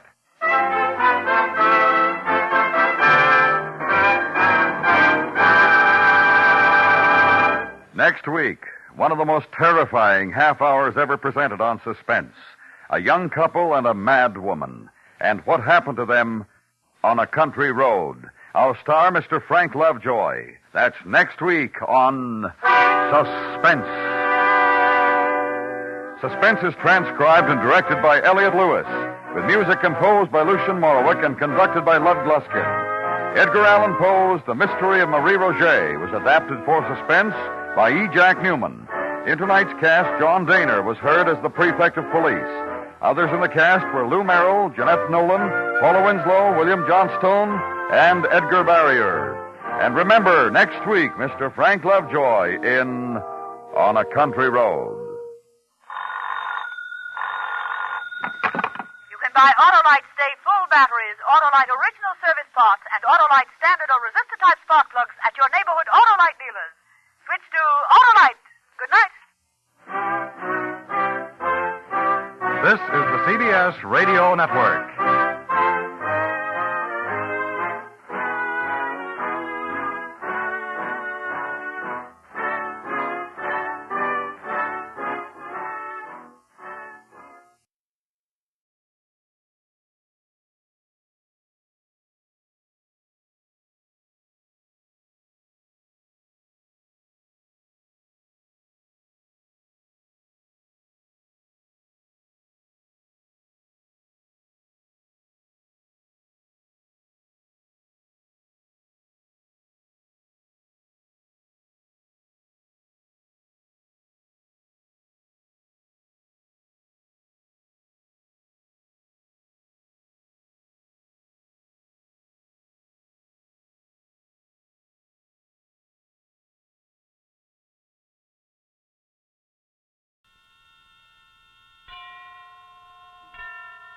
And now, tonight's presentation of radio's outstanding theater of thrills, Suspense.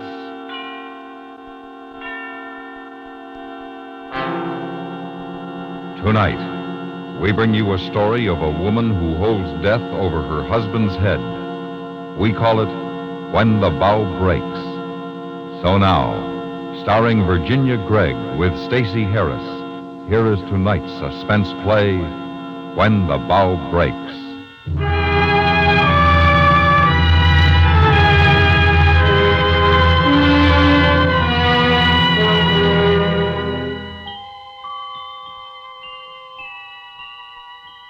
I remember when I was little. I remember how you used to swing me in the garden. And the big maple tree and the rusty squeak as I went up and down. Up and down. Grandfather, don't let me fall. I want you to hold me like you used to when I was hurt. I'm afraid because I'm dying. Just the way you died, Grandfather. And why should I die? How did it all happen?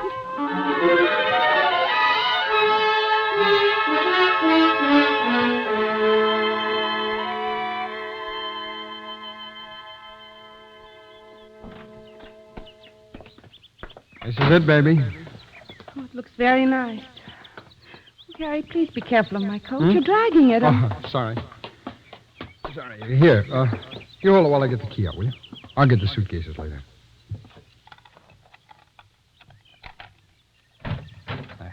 Oh, no, wait a minute. Wait a minute. Come on, let's do this right. Harry. Oh, Harry, put me down. People. Let them watch. We're married. This is the way it's done. You've got a lot to learn. All right, now, put me down, Harry. Please, Harry. I asked you to... All right. Put me. All right, baby. I'm sorry. You're sweet. I'm tired. I didn't mean to be angry. I'm tired, that's all. Sure. Sure, yeah. Well, you like it? It's a very nice house, dear. I'm sure we'll be comfortable. Oh, it's not bad for a short order deal. Take a look around. Come here. Open this door. It's a closet. Mm-hmm. Not bad. They're all like that. Nice and roomy. Living room, dining room through there, kitchen. Harry, please. Can I sit down for a minute? My head's splitting. Oh, sure, baby. Sure. Come here on the sofa. It's not bad, huh? Come on. Off with the shoes. Here, put your feet up. Thank you, dear. It all looks very nice. You must have spent a lot of money, though. Money? Nothing. As soon as the probate judge turns the real money loose, we'll get something that'll knock your eye out. I don't want to talk about that, Harry. I don't even want to think about it. Never again. Of course not, baby. I don't know what's the matter with me, but of course you don't.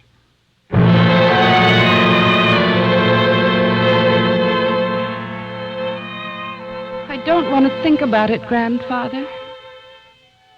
But I have to talk about it. To you. There'll be lawyers to pay and the inheritance tax. I never realized how very much you were worth. But you never spoke much about money. It was always there, ever since I can remember. Funny, I never thought about it until after you'd gone. Harry did, though. I lied to you about Harry. I'm sorry. I didn't meet him the way I said I did. I picked him up, Grandfather, on the beach. I went looking for a man, and I found him. The men you chose for me was so weak. I wanted someone like you. Like Harry. It wasn't respectable for a woman in her late 30s to do that, was it? I'm sorry.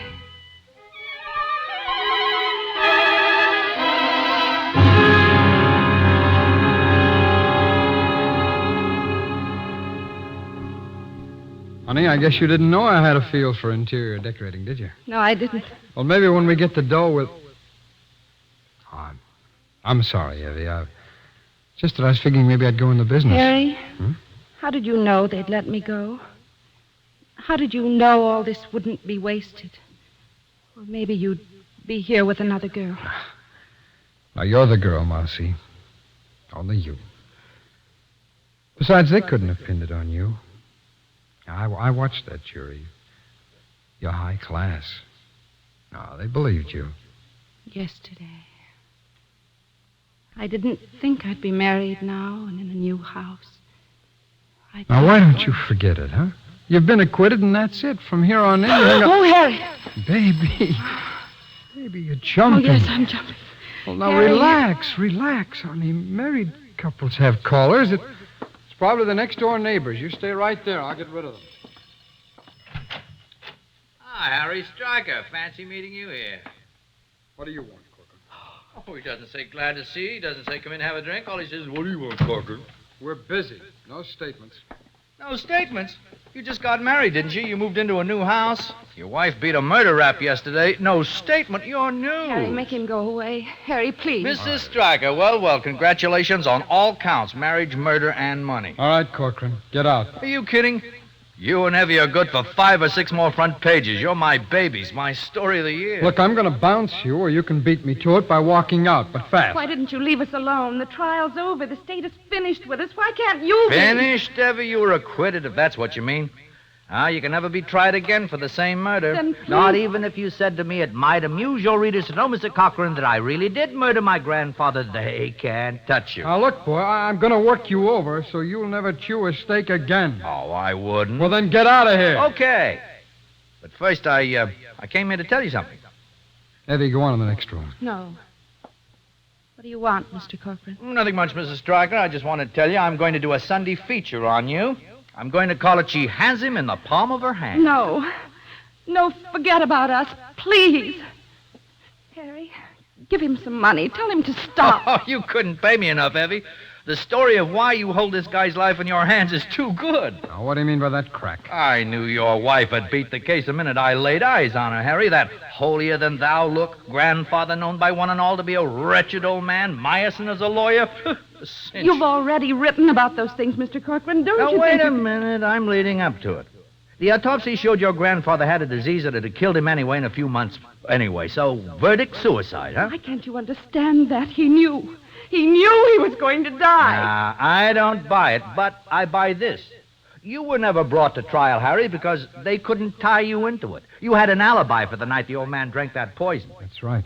I wasn't there. And the DA knew that you're a photographer, among other things, and had access to cyanide, but he couldn't hang anything on you, so you weren't tried for murder. She was. She can't be again. Not for that one. Harry, I'm tired of this. Mr. Corcoran's trying to frighten us, that's all. Will you ask him to leave? Hold it, baby. Go on, Corcoran. Get to the point, huh? Oh, sure. Like I say, you weren't indicted, but you could be if your wife talked. Talked? But there's nothing for me to talk about. What? What could I say? Oh, you could say that Harry got the cyanide for you, and you worked it out together to get the old man's money. And then they'd try Harry, but not you, Evie, because you've been acquitted. I won't listen. I won't. It's all right, Evie. Hey, okay. Come on, Corcoran. Come on. Sure, don't get sore.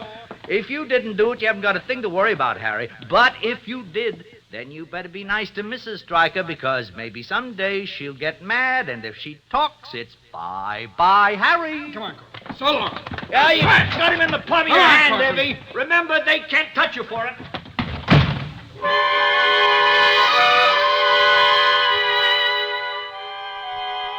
When Harry came back from the door, I knew what he was thinking. What that horrible newspaper reporter had said. He wouldn't look at me. He just went to the bar and poured a drink. I was afraid of him. I wanted him to hold me and tell me it was all right, like you used to. But he didn't. And then I wanted to run away, anywhere. Get on a boat, fly, never see Harry Stryker again. Run. Where are you going, baby? I need some air. I thought I'd... Don't be silly.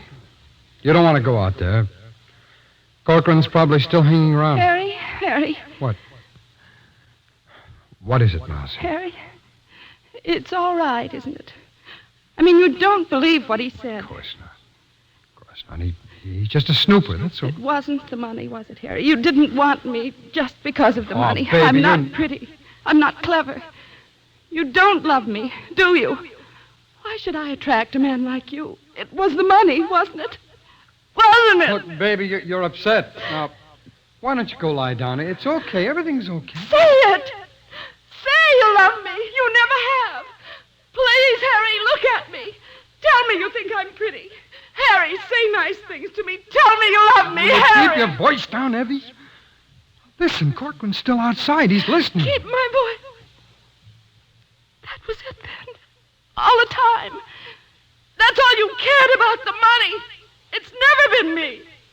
All I wanted was to love you and have you. Evie, you're all upset. I'll get you a drink. No. No. I wish I were dead. I wish I'd told them the truth. I should have said I'm guilty. We both are. Harry and I did it. We murdered him. We murdered my grandfather. Don't you ever say that again. Don't you even think it, not to yourself.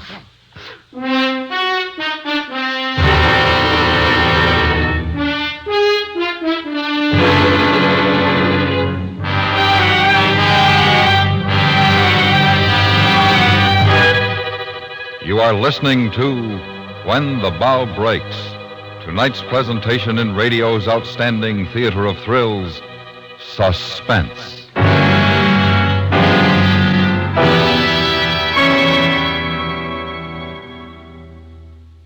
Have you some friends who are hard to please at Christmas?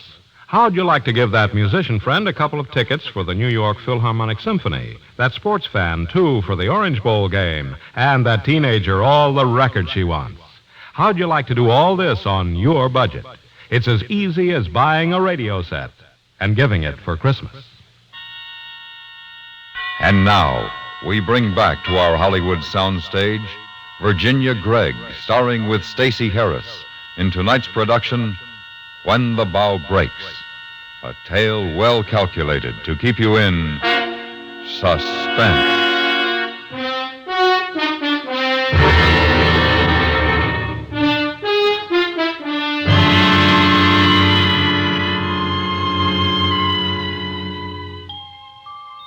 I remember the scent of our garden. I remember when you used to swing me in the evening before supper in the honeysuckle. Sweet, drifting about us. We were happy, weren't we? Not like the sadness that came afterwards, and the bitter taste that isn't the taste of honeysuckle. Why am I dying? Grandfather, where are you? Hold my hand, then I shan't be afraid. Afraid of Harry standing there so close. This dark, angry face looking down at me. Evie, you've got to get a hold of yourself. Do you hear me? Yes. Yes, all right. Now, this is no good. Evie, don't you see what Corcoran wants? If he can get us at each other's throats, he'll have us, and then his lousy story. But I wouldn't do anything to hurt you. How can you think such a thing? Well, then you've got to get straightened out. Now, the way you are now, you'll spill over the first time that anyone puts any pressure on you. I won't, Harry, honestly. I'll never say a word. I won't. I just want to be happy with you. I want you to love me. Sure, baby. Sure, but you've got to understand. It's like Corcoran says, it's my neck now, not yours. You've got to be careful. Harry, maybe if I went away somewhere, alone, maybe I could rest and forget the trial and just go somewhere and rest. Evie. I'd come back. You wouldn't have to worry about me saying anything. No, Evie, everything stop would be will all you? right when I came back. You'll let me go, won't you, Harry? You wouldn't do anything to Evie, me, will you Harry. shut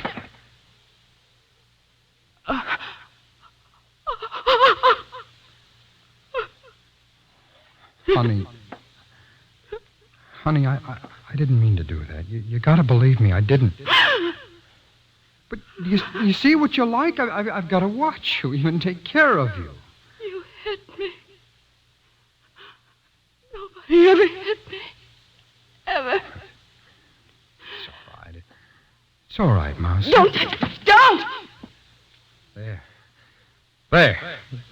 Now do you see? Look, all of a sudden you're afraid of me, and just because of that Corcoran guy. Mousy, you mustn't be afraid of me. We're in the clear, don't you see that? It's all downhill now, Effie. Your grandfather was already dying, only we didn't know it.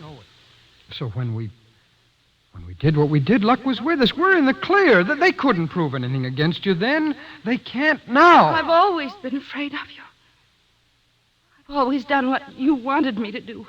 Part of it was because I loved you, but most of it because I'm afraid.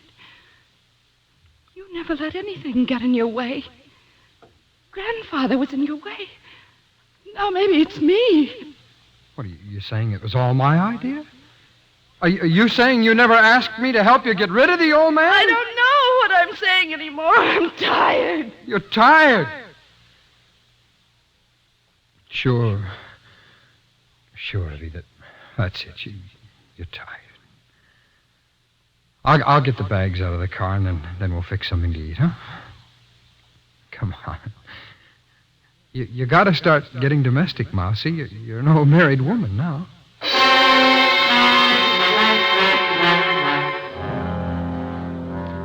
He went out to get the suitcases, but he left the front door open. It was too cold to leave the door open. He wanted it that way, so that he could see me, or hear me if I picked up the telephone. You mustn't laugh when I tell you that in the middle of the living room, standing there, I felt the same way that I did when you punished me. When you used to put me in the hall closet and make me stand in the dark with the door closed. I must have been a very naughty little girl sometimes. Is that why I killed your grandfather?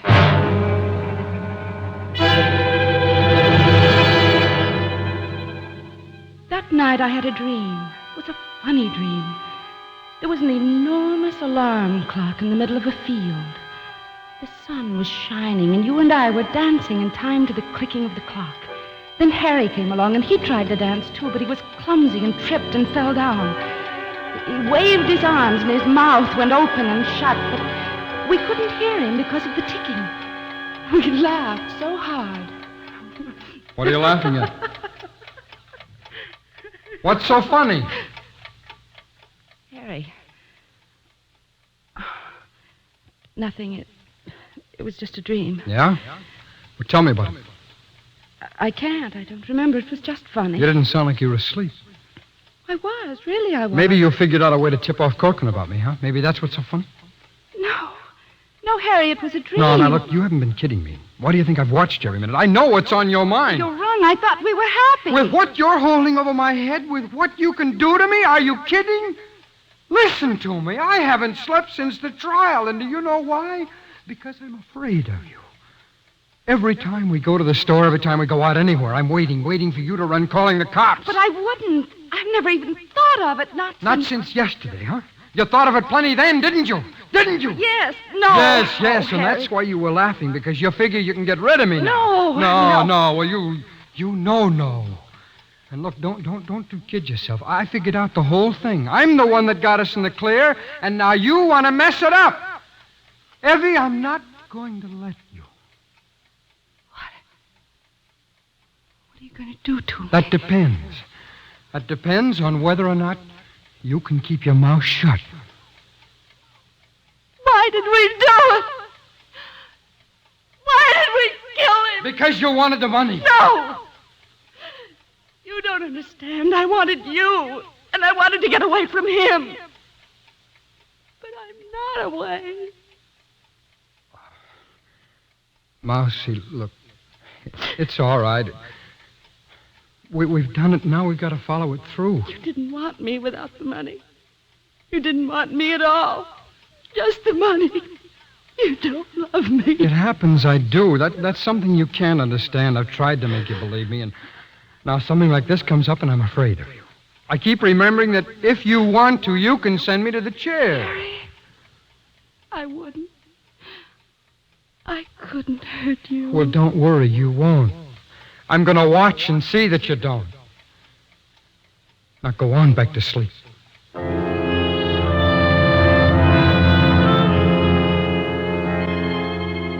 next day, he didn't talk to me at all.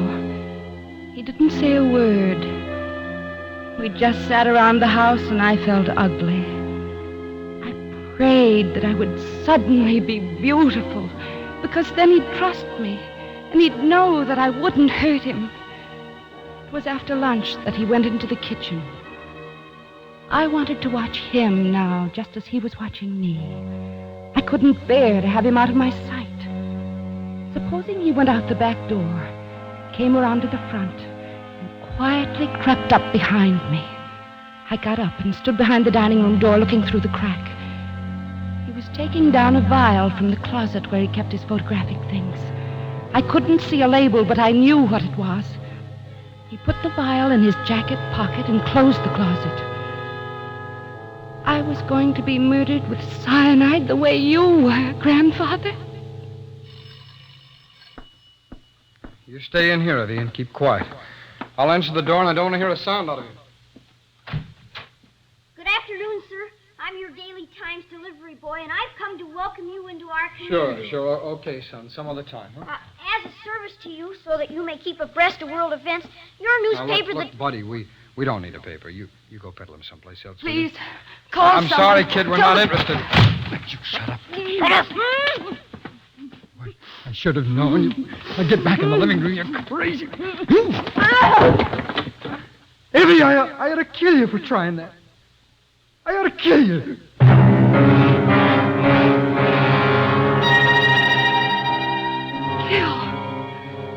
Kill me.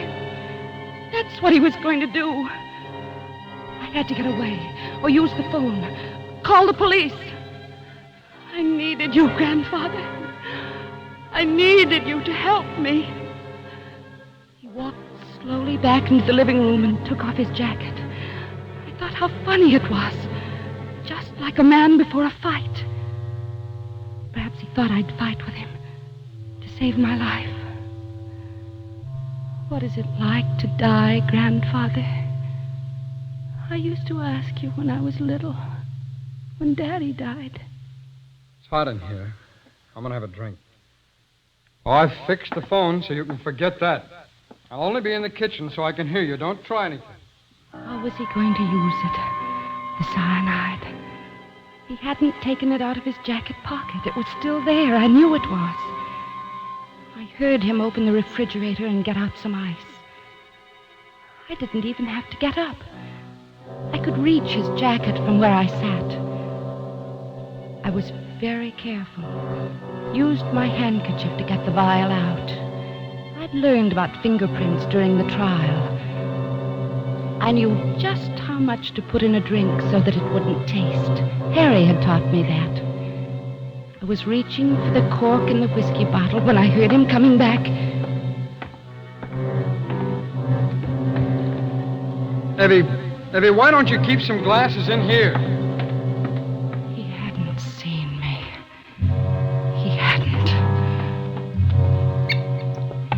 I took the cork out of the whiskey bottle and emptied the vial of cyanide into it. That was all.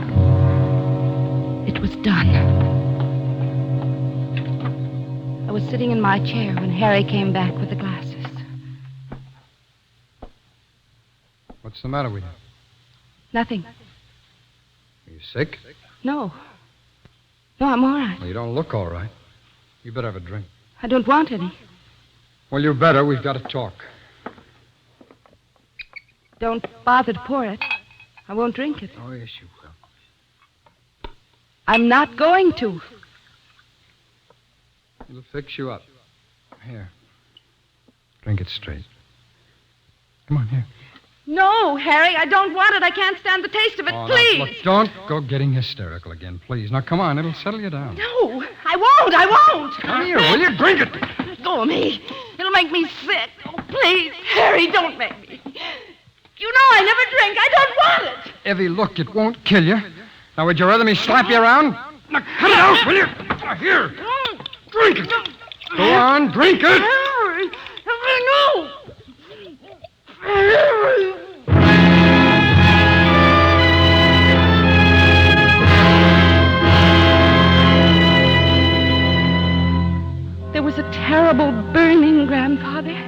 I tried to fight, but I couldn't. And I saw Harry fade away, further and further, until he was miles above me, leaning down and calling to me.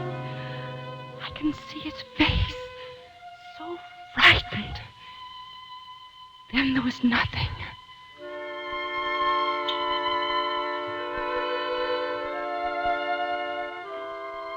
It was very quiet, except for the swing. Quiet, quiet. You won't let me fall, will you? I can't see you, but you're there. Hold my hand, Grandfather. I don't want to be alone.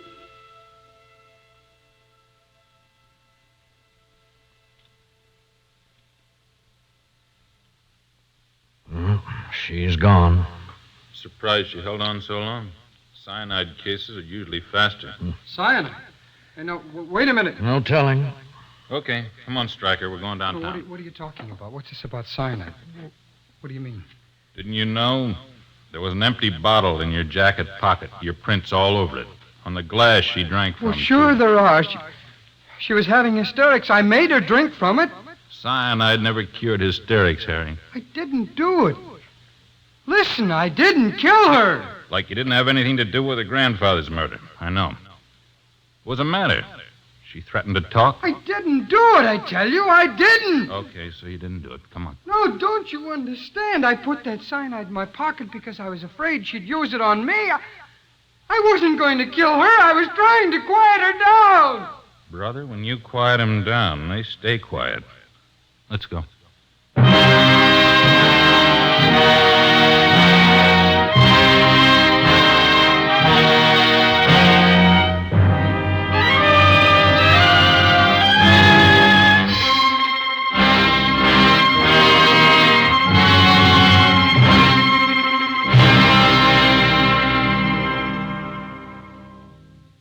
Suspense, in which Virginia Gregg starred with Stacey Harris in tonight's presentation of When the Bough Breaks.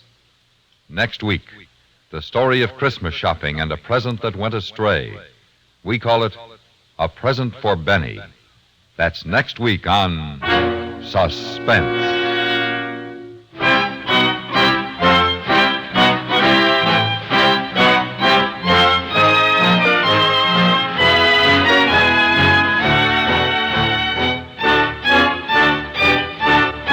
Suspense is produced and directed by Anthony Ellis. Tonight's script was written by Sheldon Leonard. The music was composed by Rene Garrigang and conducted by Wilbur Hatch. Featured in the cast were Joseph Kearns, Richard Beals, and Barney Phillips. On CBS Radio, it's authentic, literate, and dramatic. It's Gunsmoke every Saturday and Sunday. Stay tuned for 5 minutes of CBS News to be followed on most of these stations by The Jack Carson Show.